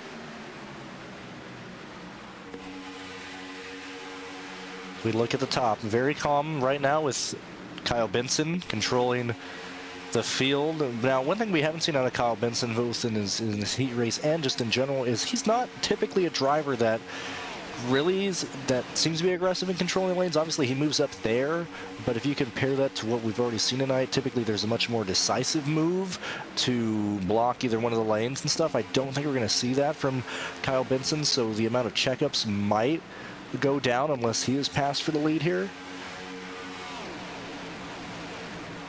That's true, but also looking on the inside, the Smatanas are really, really aggressive on those rear bumpers, and they are both got their lead car ahead of them sideways. We saw the roll off at the corner there, about 45 degrees sideways on the bumper of Peter Spatana on the bottom. I'm not sure I like Vincent's approach, trying to jump that outside lane. I personally would have sat on the inside just a little bit longer. Because you got Jacob, the 84 of Jacob Spatana, and then you have Mitchell Howell, who was involved in a couple incidents, not only last night, but earlier tonight as well, on that outside lane. Not a confident group on that outside lane, especially a group that's not worked together before. It's working right now for him, but it could have easily gone backwards, really in a hurry for him. I still don't like where he's at right now because it could still go sideways. I mean, I agree. I mean, and we missed it last lap a little bit, but there was another classic cruise hotspot. Someone got the wall on the outside, entering the corner that caused a big checkup, and now we've got about 5 or 6 cars that are kind of strung off the back of the pack here, not really attached to the strap anymore.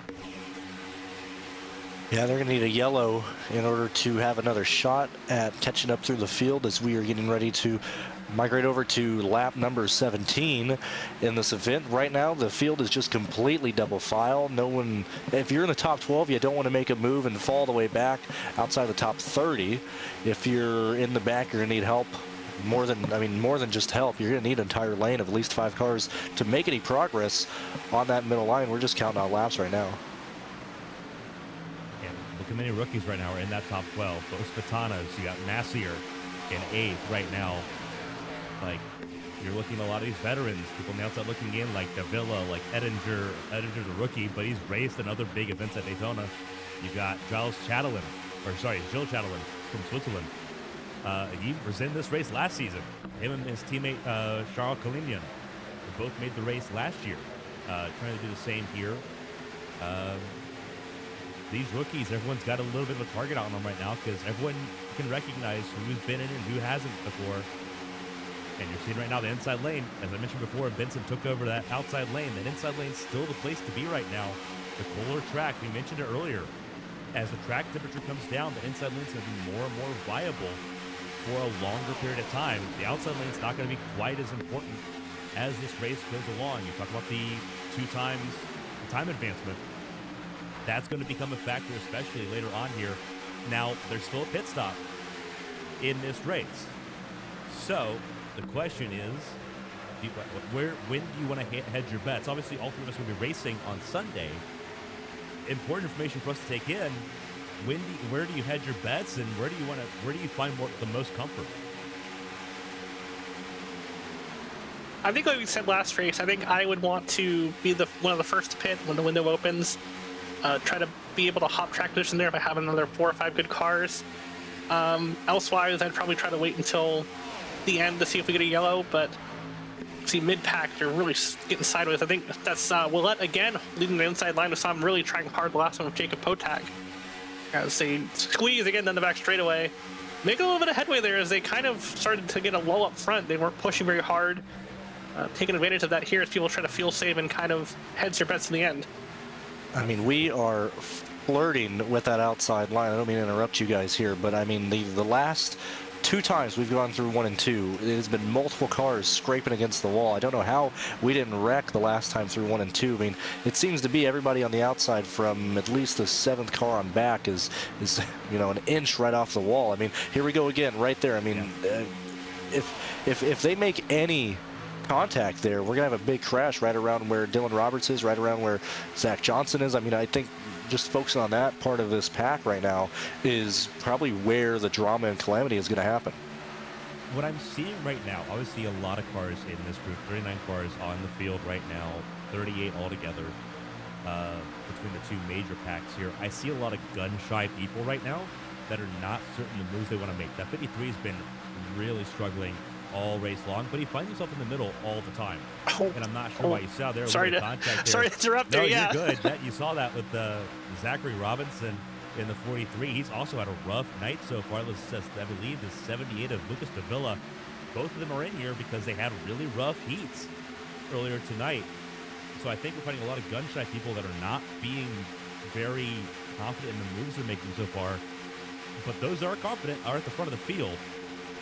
I'm very curious. This feels like a ticking time bomb because you have a lot of the bad ingredients at the front of the field right now. And again, green flag pit stops, if we go green the distance, will be a factor. And none of these drivers have done that so far. And you see right there, exactly, the ticking time bomb. And that was I want to say... That's Zach Johnson in 77 got pushed to the apron there. As we look at this too, one thing I've been watching, keep my eye on, is the secondary pack is organized. They're running 2 to 3 tenths faster than the leaders right now. With those big checkups, I think they are now officially back on the packs. You see Bryce Saucier leading that field, Hayden Rapaw behind him, Carson Hocevar's in that pack, Leandro Moreno. Carlos Luciano's there. Yeah. And again, you look at it, Bryce Saucier finished top 10 in the 400 last year in his first attempt at the 400. He's racing in the Cup Series again this year. Morera's a Cup Series regular. Hayden Ripa, he is top 10 in most Winstel starts in modern Winstel history. Some veterans right now linked up, ready to work, and obviously we talk about the Cup Series experience of Carson Hocevar. Right, I think they're in the safest pocket to be because they're anticipating what we're anticipating, and that's that lead pack's going to fall apart violently. Well, the thing is, though, they're trying to get back to that lead pack and etch their names into it as well. As it's gonna be tougher now as they kind of organize back up front more.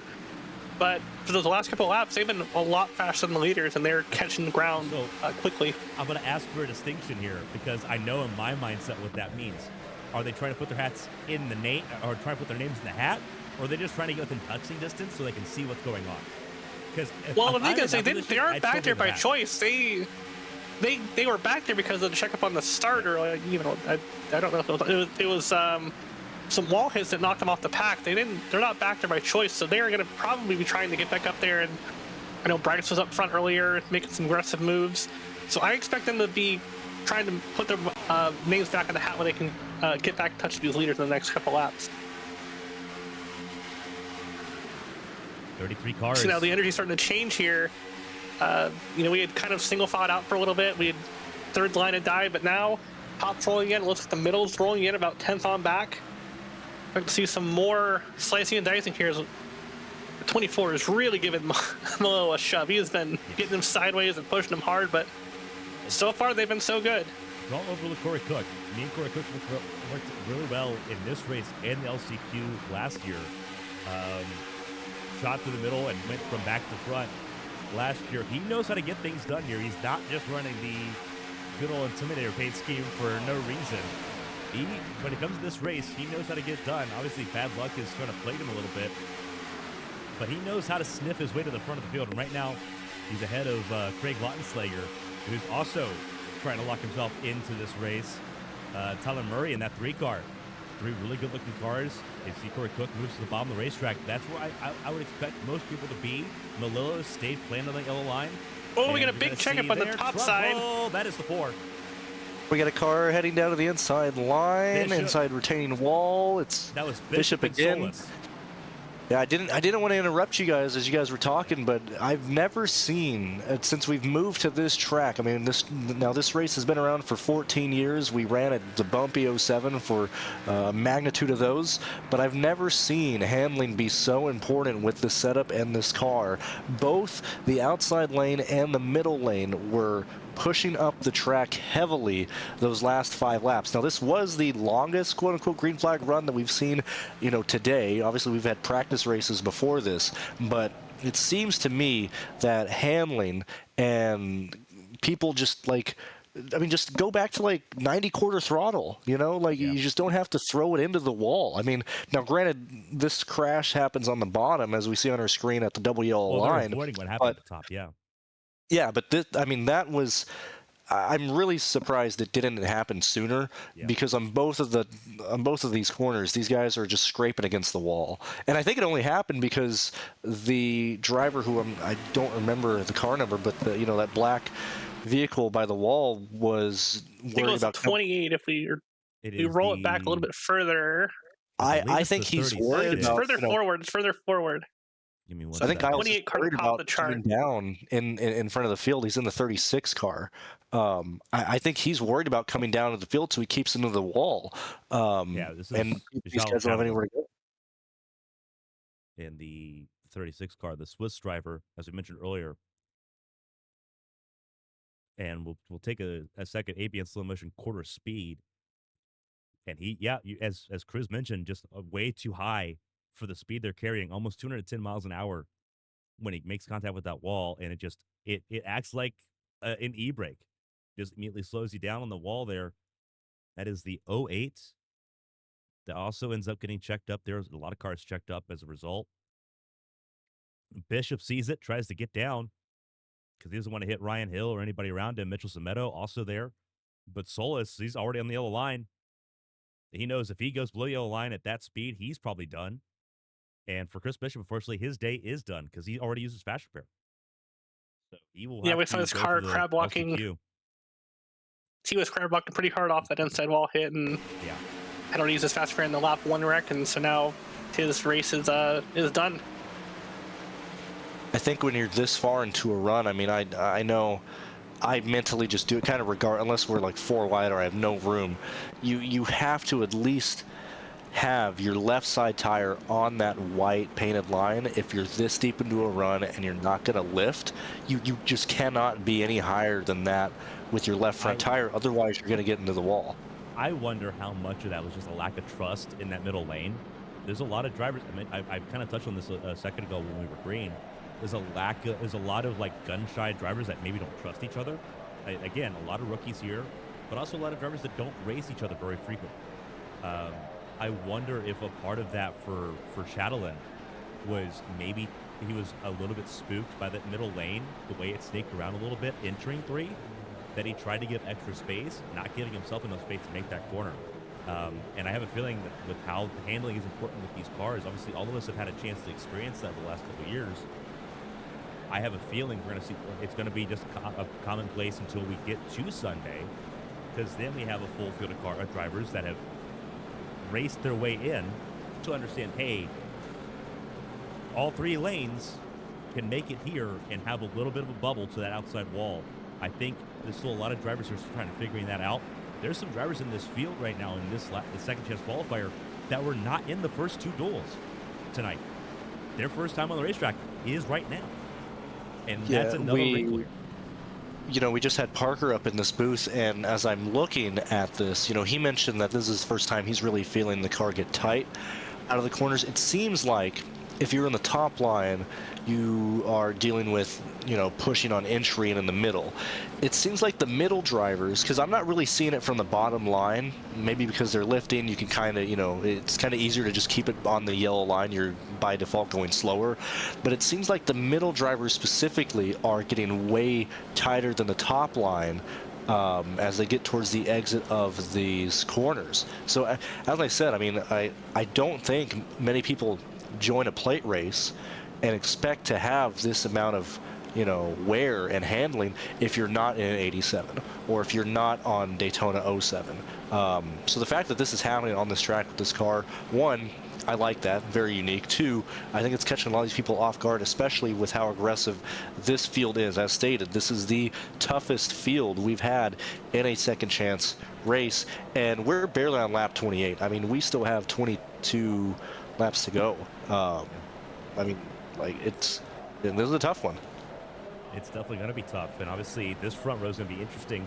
You got Peter Spatana on the outside lane, the Shekian driver, 1 of 2 in this field, and it's Jose Solis Jr., who was involved in the caution.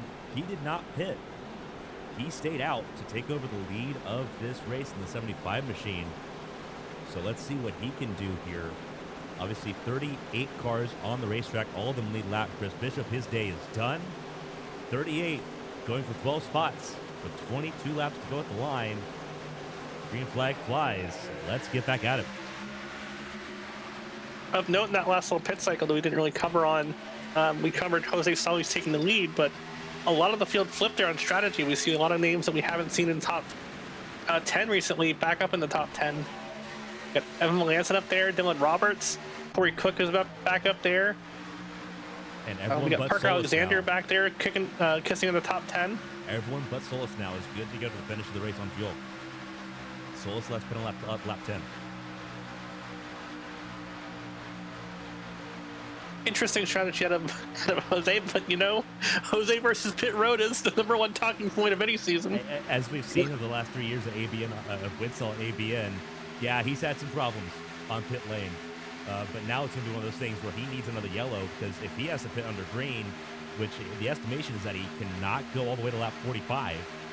If we go green to lap 45, he's got to make a green flag pit stop, and him, and especially at Daytona, I would wager a decent amount on DFS that he'd have a speeding penalty of some kind. Absolutely a favor or a favorite to get that. I'd certainly put money if I was betting on iRacing on that. I want to ask you, Emily, because you typically race more aggressive than I do in the main 400. I'm keeping note of this. It seems like track position is way more important this year than in years past. At least in years past, it seems like you could be able to move up through the field. I mean, even we do see the middle lane gain runs and stuff, but it seems like the positions you get on pit lane are the ones that you end up keeping, and that's the easiest way to get Well, positions. We say that, but looking at the field now, Carson Hosbar is. Here we are, another yellow. More trouble. Parker Alexander around, Gabe involved, it looks like. Benson's got a piece of it. But a lot of trouble further back. Alexander, boy, there. 77 is Zach Johnson got a piece of it. Tyler Murray was halfway around. There's Shadowlin and that Vailant 36 car. And again, about a dozen or plus cars involved in an accident here because the outside lane fights again. Cruz talking about the aggression there. I was just pointing out before the crash happened that Hocevar had worked his way up back into the top 10. I saw him kind of in the background of the frame, very aggressively making moves there.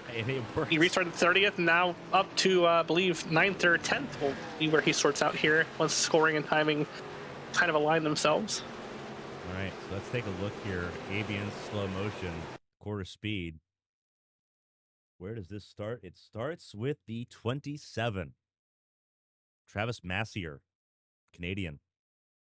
One of several in the field here. You know, and bounces off of Tom Willett once again in that middle lane. obviously this is, you know, we've talked about this lane the whole time, but I feel like this is an example of there's Parker. not running a lot of practice with this car, because this looks to me like he gave it way too much wheel. And like when he felt like it was going up the track, he gave it way more left turn and threw it up into the wall. Because I mean, most of these guys, and including Travis, just went to the pits, and I believe he took tires on that one.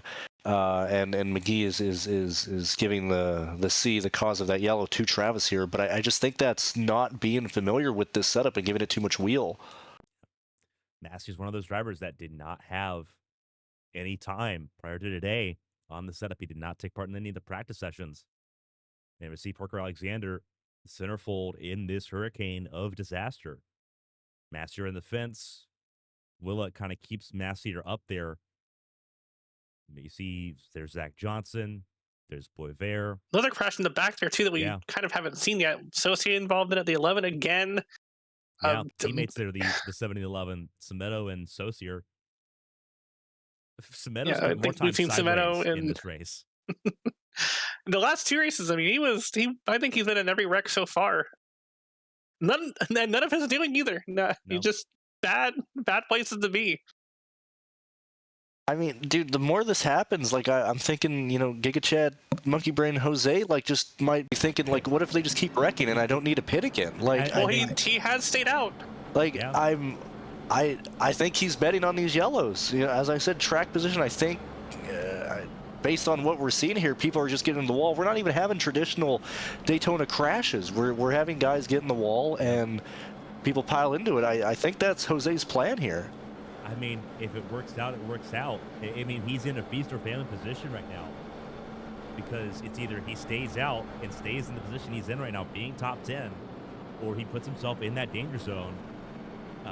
And I would say right now that danger zone is not conducive for him as far as being able to stay out of trouble.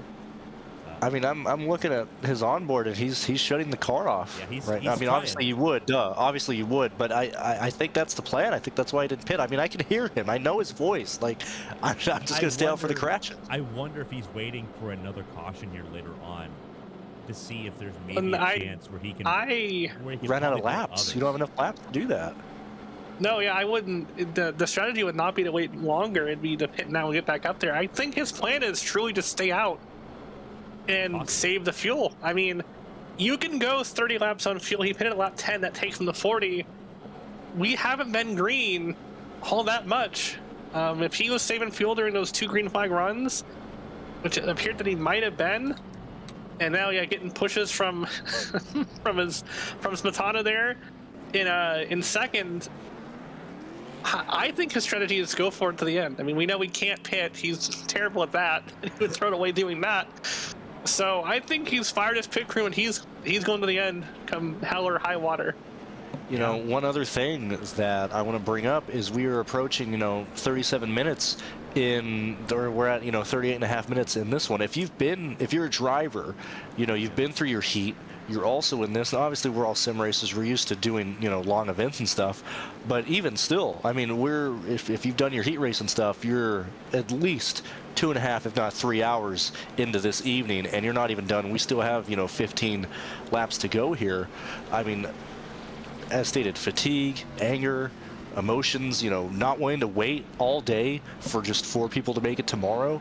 I think that's all leaning into Jose's favor. This is going to be a very interesting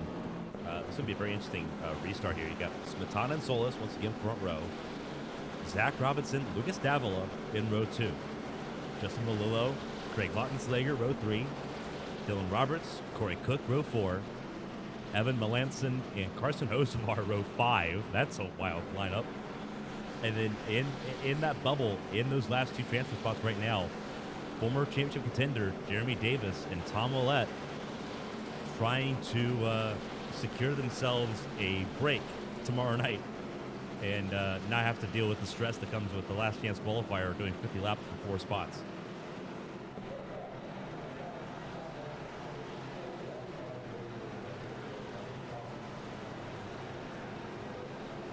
Look at the field here coming around 3 and 4. Gonna get a green flag here with 16 laps to go in the second chance qualifier. Reminder, we're gonna take 12 cars from this into the Winstel 400, rounding up the 36 we're gonna lock in tonight in our qualifying races. A lot of big names currently on the outside looking in that do not want to deal with Saturday night. Solis and Peter Spatana on the front row. 37 cars at the front of this field on the lead lap. His car is in. The green flag flies, and away we go. And we saw some wheel spin on the top side there out of the Villa. Gonna cause probably some checkups mid-pack, and then a weird turns of momentum as they head off into turn one. Jose Solis getting pushed out pretty far ahead. Might just be able to clear here off of turn number 2 if he wants to take the top, but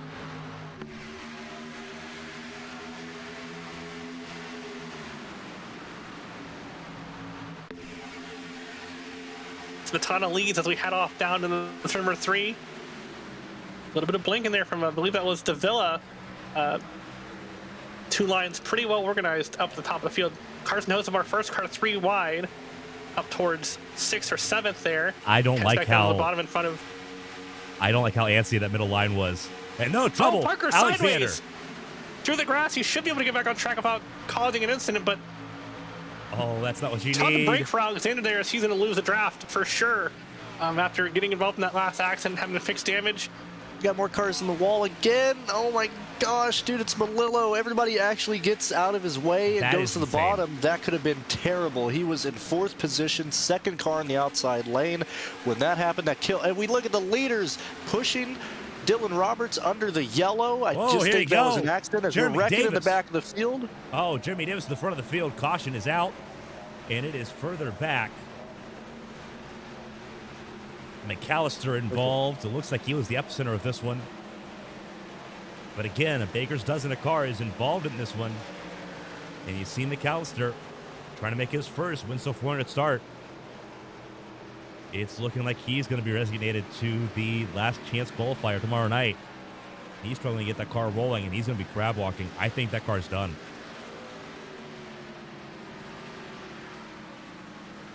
We'll take a look. Yeah, here very in a likely second. out of contention with that much damage. AB in slow motion coming up here. McAllister not in the epicenter I believe we're going of to this see a at all. checkup in the cars ahead of him. I know the 77 was involved. He's just outside of the frame. This is all further ahead, I think. All 100% it is. It's with Boys. Well, the 47, Boisvert. yes, the 47 in Boisvert, I got the car numbers wrong. Let's back believe it there was up a here. checkup, and you're going to see the 53 come in there pretty hard. Oh, Yep, this checkup is on the massive. bottom. So this all starts ahead of us. We can look from this camera here. That's perfect. If we back up a little bit further, Dylan Roberts gets pulled down, and they all have to check up here to let him back on track, and this is all going to check them up. And we roll it back to probably the extra 2 and just let the helicopter follow it. Give me 1 second. You said you look at Dylan Roberts first because this is where it starts Yes. with him. He was the Yeah, battle for the leader that lead. Yes, Yeah, on the pushed bottom. You're going to the see them. yellow here. There we go. You're going to watch this down the back straightaway. He's going to move low from Jose, Ooh. and there's going to be a block there. And this is going to set them all checking up on the entry of the 3 here. They all have to check up there. Corey Cook, 5, all of them back up. And that Oh. checkup is what caused this big accident here.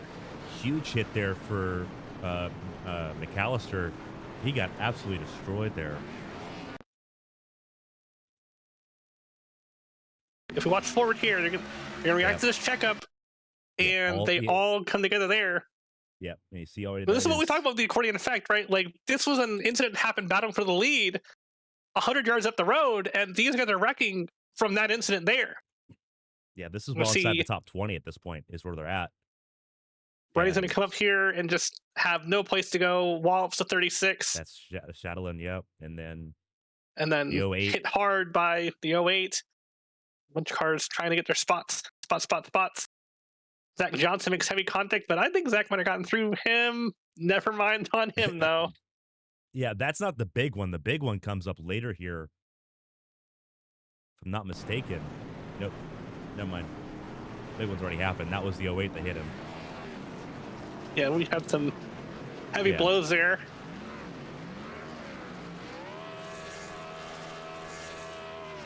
Of note, Jose Solis Jr. still stayed out.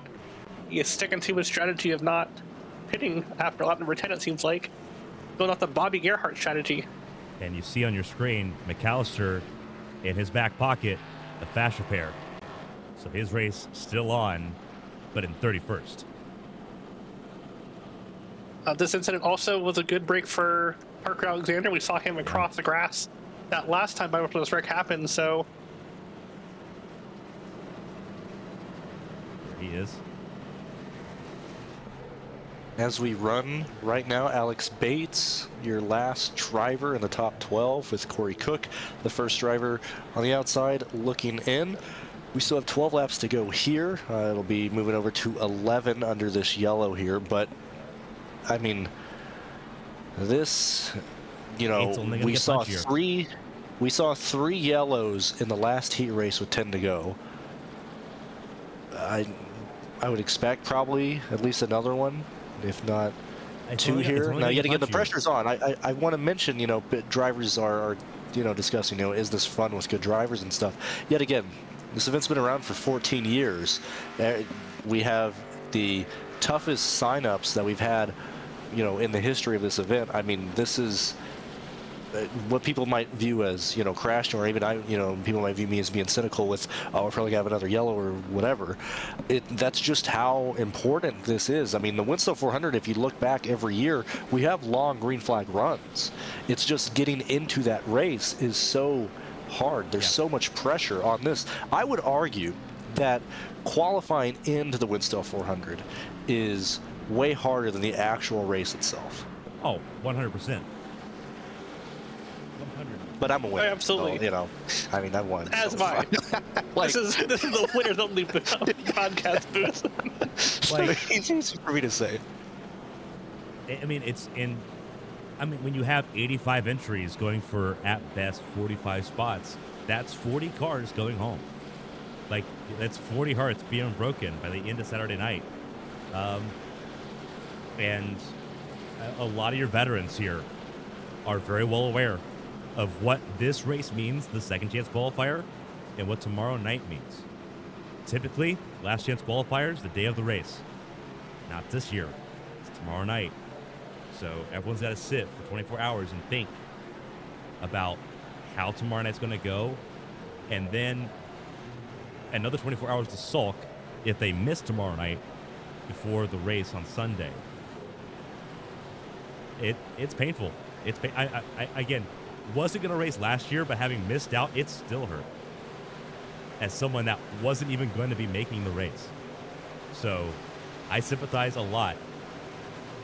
Peter Smetana trying to be one of the 12 that make it in. Jeremy Davis to his outside.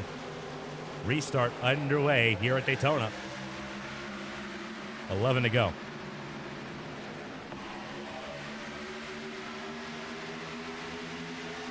I think Jose... See a check up there with Jose. I don't know if he missed the gear. I think he missed the gear there. He could also be tight on fuel here. If his mileage has not been great, this is about the time where he'd be starting to run out of fuel.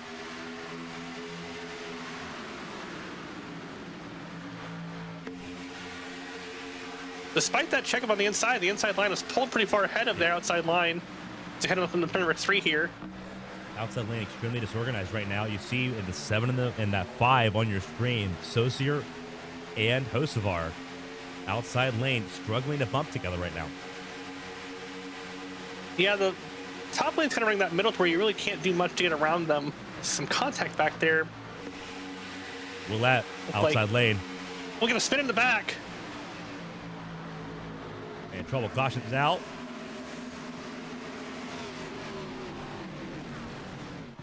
And this is going to be Armand John Petrovich. 21. Latvian driver off in the infield. This point, that may have been, what is it, the netcode cannon possibly? Like, we'll find out. Slow motion. We'll see here. He went 20 miles per hour slower here on this. Oh, he got checked up by Steve Brown. Yeah. Yeah, that is a netcode cannon because Steve Brown wasn't ready for it either. The 82 up there against the fence. Yeah, I mean, he he drops 26 miles per hour. Let's see if we can drop back and rewind that to the entrance of the tri-oval. It's a pretty big checkup ahead of him between the 36 and the 82 of Steve Brown. Checked up before him. Yeah, that is. I think they just all hit the brakes here. It's hard to really say. Yeah, I think it's just hitting the brakes and just really having that momentum stop. Yeah, and that's what it looked like there. It looks like Chatelain 36 was reacting to the outside lane in the accordion, and everyone behind him, all three of those cars, just nowhere to go. But thankfully, all that leads to next to no actual damage with Jan Petrovic using the skid pad there, leading to the road course to safely bring that car to a stop. Only bad part is that now he's in 36th, and with the amount of laps continuing to tick down, a lot of trouble here. We're coming to 8 to go. Yeah, at this point now we're in desperation mode, right? If you're in the top 15 or so, you got really a good shot. Everyone else is just throwing darts at the wall trying to get their Hail Marys in order. This is where I start counting on cautions. We got 2 cautions left in this race.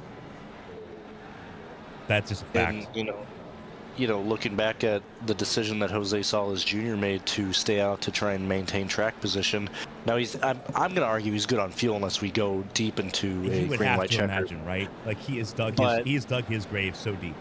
But you're 11th now. If you're Jose, the whole purpose of staying out there was to maintain track position. Now you're dealing with being on the bubble and the fuel mileage if we go into green light checkered. I'm not saying you could do anything. You have to stay out. I wonder if. Remember, he led a lot of the early portions here. I wonder if he's in a position now where if he sits in the pack a little bit, obviously you're not full throttle nearly as much. I wonder if this helps him out a little bit on the economy and gives him a better chance actually making the finish. I wonder if he's hedging his bets there. I wonder if he's within that margin of like, if I get in the pack and have to check up a little bit, like I wonder. Obviously, I don't know how much Jose's thinking about that, but in my perspective, I would be in the spot of I don't want to lead, but if I sit here, I can save the rest without having to actually lift and coast to make it. Yeah, but you're in too much danger here to be doing that, and he's got to just go for it, and if it runs out, it runs out at this point. I don't know. It could be 4D chess. He could prove us all wrong. Well, I mean, Jose does meditate a lot and think about things often, so there's a chance he could be thinking in 4D chess. But he's I think had a lot of cautions to meditate. Well, but no, I think he just got shoveled out in that last restart and just kind of fell back, and he hasn't been able to recover. I don't think he's. And that's part of whatever the fuel he's saved is already saved, so he's just got to go for it at this point. Stop-start cautions are going to be a part of that process because you don't have a rhythm at all. Nobody does. Okay. Lights still on the pace car, or the pace truck in this circumstance, so we'll be going to 7 laps to go under caution. We'll go ahead and kind of go through the field. Peter Smetana, rookie for this race, currently leads the field. He won the practice event last night. See what he can do here. Evan Melinson. I butchered that. Apologies, Evan. He'll talk to me about it afterwards. But he's sitting second right now. Honestly, not a bad spot to be in. His duel was not easy for him. So if he can stay anywhere close to this, he is in a pretty good spot. Same with Jeremy Davis. He's been up front most of the day. We'll see what he can do. Zach Robinson's been a ping pong ball. But right now, he is sitting in that 4th spot, trying to make some magic happen. We'll see if he can do it. Dylan Roberts, 5th place at the moment for him. Again, if you're top 6, you're feeling pretty decent with how this race has gone so far, but safety is far from guaranteed. But right now, a good spot on this restart here for him inside row 3 alongside Lewis Ettinger.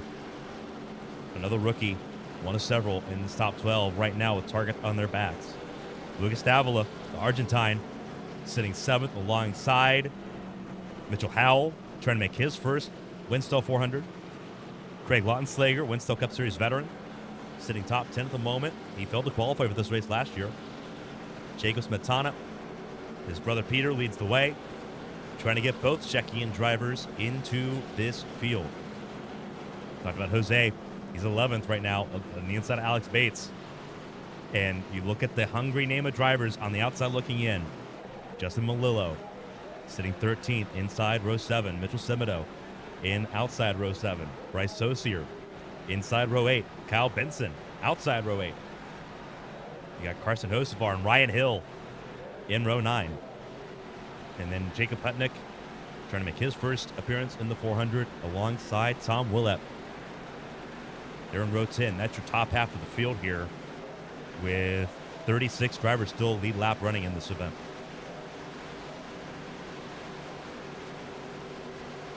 Base truck pulls in. Is this the last restart or do we got one more? We'll find out. Smetana and Melanson. Green flag is in the air. Big check up top side there. Yeah, it was I'm going to see third car 3 in line. wide going into 1 here at some point.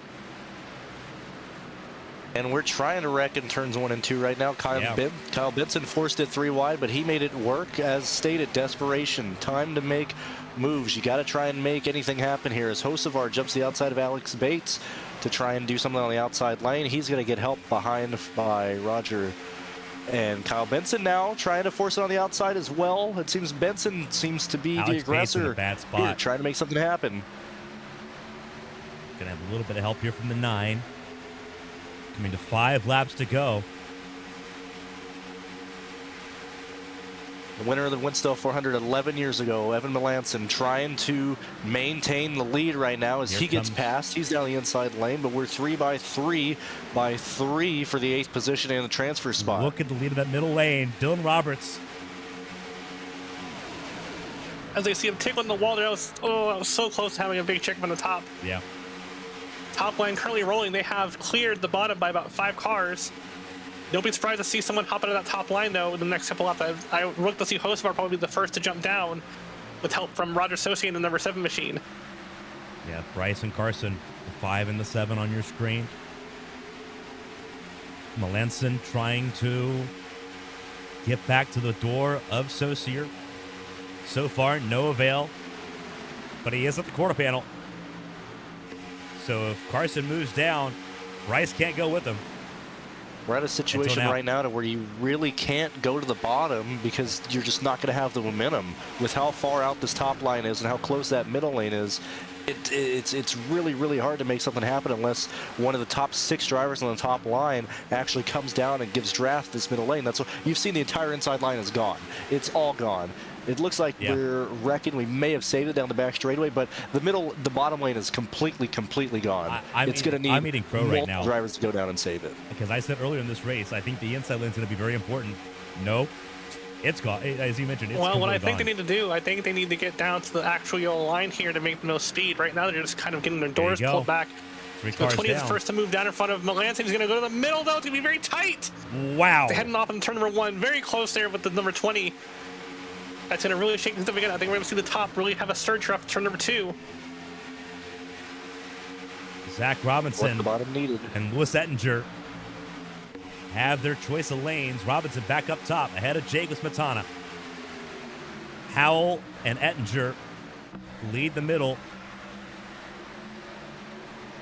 There's Peter Smetana in the 24. That white car on the bottom. Trying to get there, and now the inside lane is right there. Oh, bad bump there. 2 to go. It's crunch time. 2 sticks up in the air. I mean, we have 2 to go right now. The entire field is back here. Both lanes are equal. If not anything, the middle lane is where you don't want to be.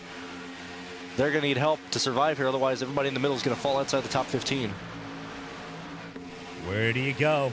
What do you do? And where does the problem start? Backstretch. That middle lane has lost all momentum. You see Evan Melanson has now been shuffled out back pretty far deep in the pack. We see the 11, the first to be in the middle lane now, from Corey Cook. Inside lane beginning to surge forward again.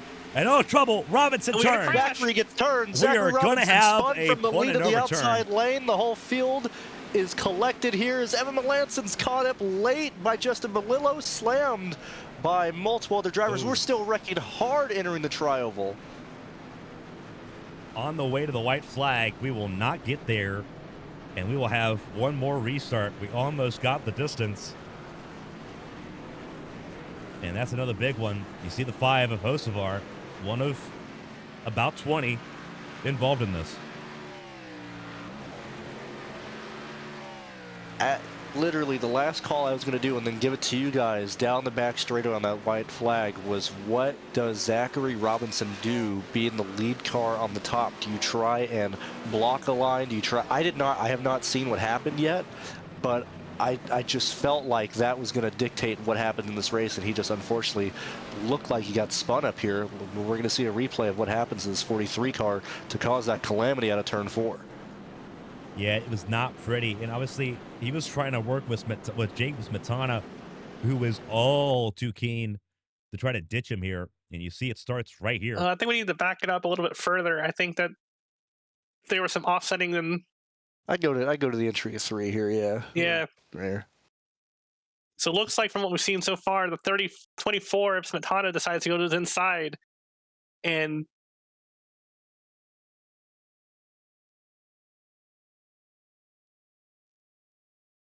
as we roll forward here, he's going to bait a little bit lower and lower. And Carson is all too willing. He's going to follow that 84. If that 84 is going middle, he's going with him. But then, Yeah, so at this point now, the 43 is getting pulled back into his right front. Yeah. And he's in a bad aero spot. It's going to keep pulling him down the hill, and he tries to check out of it, but, you know, they're getting pushed 4 cars deep here. You know, and This hooks him. Is that potentially trying to get air to the bumper behind the 43? You know, are you trying to make a move? Is Zachary worried about being passed? And there's so much going on here that's attributing to this. I think that is inexperience on Jago Smetana's part. I think that's a lot of like uncertainty. He was not confident in that move, but he feigned it. And we know Carson Hocevar and Bryce Osier, they are 2 of the most confident plate racers in this duel. If you're gonna show a move, they're with you, and they were right there, right behind him. So when he feigned and looked middle, both Hocevar and Saucier said bet. But when Smetana tried to back out of it, you couldn't. There's nothing you could do there, and a lot of cars paid the price for that. Yeah, that's definitely our biggest wreck of the weekend there so far. Just a lot of good cars torn up there. Really not much anybody could do. I don't know that we have a claim on this. We also have an so. unfortunate situation to where a lot of drivers who actually avoided that crash had to go down pit lane during that yellow. Now, of course, McGee is going to clear those black flags, but they still have to go to the rear of the field here. And so the crash took out, you know, I would call an additional 6 cars just from pit lane there. You know, right along the car, still including ping-ponged across the track. I think he hit about 11 or 12 cars there in that sequence. Hands up in the air. Well, he's good friends with Michael Waltrip, you know. Learn from the best about plate racing and braking. We got yellow. We got time to say it. Look up, anybody listening after this, look up Michael Waltrip crash compilation.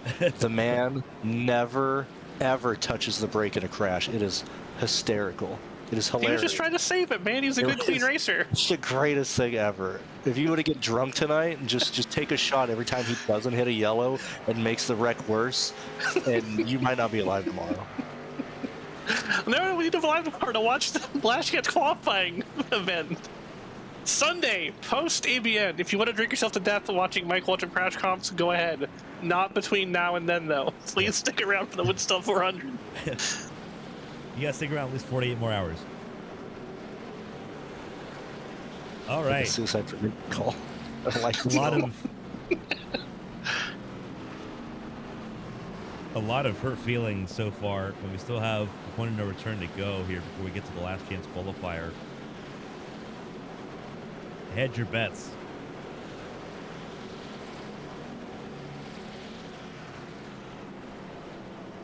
A lot of radio chatter. Holy Toledo, Yeah. this is going to be insane. Yeah, there's a lot of bad blood right now. There's a lot of people that are not happy. And that's fine. For those that are tuning in, for the over 70 people tuning in right now that have been with us just about all night long, thank you so much for being with us here and making the start of our year special. As much fun as it is broadcasting here, the reason why we do it is because you all tune in. So thank you all so much for that. Genuinely, I appreciate it. We got 2 laps of racing before we get to put a bow on this and focus on the last chance tomorrow night. So let's figure out the 12 that'll lock in this final race of the night. One thing to note really fast, just this shows, you know, we talked about Heat 1 being filled with people who were familiar with this race, who were familiar with the setup. Didn't really have a lot of yellows there. These last 2 races filled with people who haven't been there as the pace car ducks down one last time tonight. This is going to be crazy here. 3 rookies. This is point of no return. We should point that out. There will not be another yellow. This will be an official green flag run to the end. And 3 rookies led the field to the green there for that point of no return. Louis Ettinger, Mitchell Howell, and Peter Smetana. 1, 2, and 3. And still trouble further back. Trouble immediately. Ryan Hill involved. And there's going to be more of it. 3 wide, further back. Unfortunate for those drivers, but that's just how it is at the moment. We're working on a 3 wide for the transfer position. There's Jeremy Davis, jumps to the bottom, potentially checking up the inside lane here. He's going for the lead. That's going to probably get a big bump from Peter Smetana. Huge bump from Smetana. 3 Top wide, 12 or so have 6 broken rows. away from the pack here as they're 3 wide behind them. If they can get organized here and, you know, race amongst themselves and not cause issues up front, they could just pull away here. Yeah, but they're as not we going see to, though. move off They're of the turn racing number it 1, out. this More is going trouble. to compromise them as we crashing in the 1. We'll stick up to the front. They come around turn number 2 here. Oh, we're right. More Transfer trouble further position, back. possibly. No, let me see. Now we've got 14 cars for 12 spots. It's the final 2 cars of this pack are on the outside looking in right now. So the 10 car is the last car in. As you see, Andrew trying to make something happen on the outside. This is asking for disaster. These guys are he's desperation mode. Drone it to the outside lane. He's pulling them back. This is going to be for the transfer position as they're side by side for 12 between Andrew and Glenn, I believe. Cole Huff. Cole, got it. Cole Huff, your final transfer position there, as Andrew was trying everything to fight his way into the top 12 there. Wild.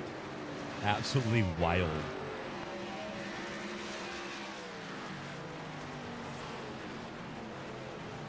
And it was all the chaos we thought it was going to be in those last 2 laps.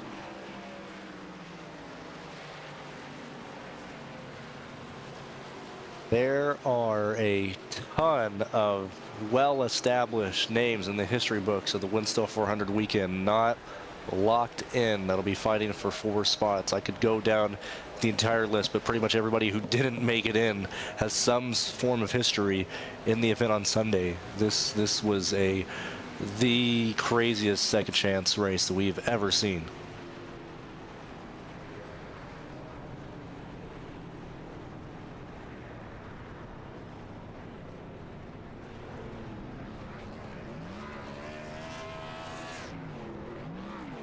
The hardest part is 100% making the race here. The race, the 400 itself, fantastic. We see it every year. It's getting in, but the pressure builds up, that blood builds up until you either lock yourself in or you're knocked out of the race. Jeremy Davis wins the second chance qualifier, and he's going to burn it down. One thing to note with Jeremy B. Davis, he used one of his C's tonight in his heat race. So if he causes an issue or is deemed the cause of a yellow on Sunday's event, he is parked at that time. Yeah. So just more drama and things to note as we look at your top 12 at the moment, your top 12 drivers advancing from this one into the race on Sunday. Yeah, unofficial is the key word. They're doing a lot of carrying until Winstel officials say otherwise. Although I will say, with how similar to how it was in Duel 1, this group broke away from a lot of the drama and the crashing that happened further back. So you see Jeremy Davis, Peter Smetana, Louis Ettinger, Lucas Davila, Mitchell Howell, Bryce Saucier. He makes his sophomore appearance in the 400. Craig Lautenslager, Jose Solis Jr. made it on fuel. Top 8 right there in the 75 car. Joined by Mitchell Semedo, making his first appearance in the 400 on Sunday.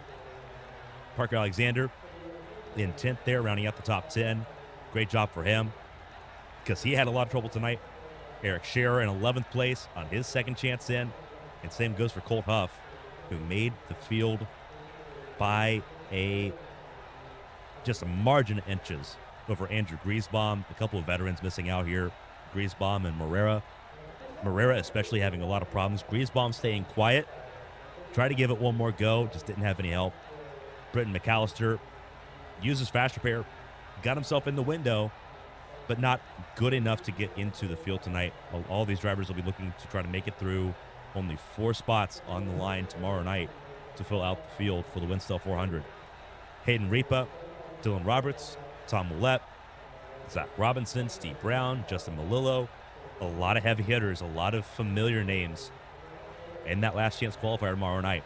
Evan Melanson, Glenn Lazon, Jacob Hutnick, all in the last chance qualifier. And the greatest hits keep rolling for those that are on the outside looking in. Ryan Hill, who was an absolute menace in the 400 last year, has a chance of not making the field once again in that 15 car, ahead of Zach Johnson, Corey Cook, Tyler Murray, Alex Bates, who was a ping pong ball in the last couple laps, Carlos Luciano, Adrian Schumacher, Jacob Smetana, Kyle Benson, Armand John Petrovich, Jal Chatelain. Carson Hocevar ends up in 36th place when it's all said and done.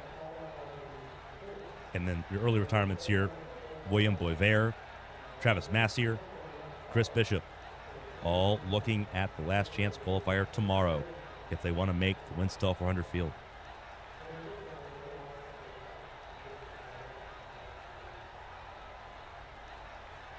Insanity. Just a crazy, crazy night of racing action. I mean, you said it right there, insanity. I mean, this was 3 races that, for better or worse, this was, and, as I said, with the amount of signups and talent in here, maybe that is bound to happen. This was the most eventful and crash-filled heat races, unfortunately, but that is the situation that we were dealt tonight, and that just goes to show how desperate everybody is and how and truly how difficult it is for better or worse. Yet again, it might be due to people not showing up to practices and stuff, but everybody who has been a part of the Winstel 400, who runs this setup and this event, is here for a reason, because that event is so special and the racing in that is so good. You boil that down to 2 40-lap races and then a 50-lap dash. Same thing with tomorrow. Yeah, you might get more yellows than what you're expecting, but that just goes to show that you need to know what you're doing here, and some people didn't tonight. The programming, excuse me, again, illness, sue me. The programming is as follows. Tomorrow night, only 1 small race. I say small, it's 50 laps. Last chance qualifier tomorrow night, 9:30, right here on ABN. I'll be joined. I'm not sure who else is going to be in the booth for that. Christina Ryan's going to be here for both tomorrow and Sunday. Going to be a lot of fun with her. Again, that's tomorrow night, 9:30 p.m. Eastern. And then the Winstel 400, the 14th running of the Great Simulation Race. That is Sunday. Coverage begins, technically pre-race begins before 7:30, but the main race broadcast begins 7:30 p.m. Eastern on Now Sunday. go home and smoke some more crack. And that one did get caught on the stream there. That Oh soundboard did no! get caught. Oh no! Yeah, there's Parker Alexander. Welcome back, our good friend Parker Alexander. After making the field, that time the soundboard caught it, or the stream caught the soundboard. So enjoy some of the rock there for those that are watching at home. But the Winstel 400, 7:30 p.m. on Sunday. We have more racing on ABN beyond that. HCL Cup Series, their playoffs begin with the Southern 500 on Monday. That's 8:15 p.m. as well. So a lot of action here on ABN. Again, for everyone making tonight a historic night as far as viewership for us. Thank you all so much for that. Parker, you were part of that that second chance qualifier. Your thoughts before we sign off? That one was a bit more of a mess, but I actually made it through this time, so hooray. Congratulations to everybody who made it through tonight, and yeah, hopefully we get some more fun racing tomorrow night and some extra fun racing on Sunday. Well, all 4 of us in this booth right now will be in the race on Sunday. That is officially confirmed. I'm Carmen, Sienna, alongside former winners Brandon Cruz and Emily Howe. Obviously, Parker Alexander, who was in here for the second duel and then raced his way in to the second chance qualifier here just a few minutes ago. We're glad you spent your night with us. Thank you all so much. Stay safe, stay healthy, have some fun this weekend. We'll see you back here at 9:30 tomorrow for the last chance qualifier. Till next time, so long, everybody. And watch Michael Waltrip crashes.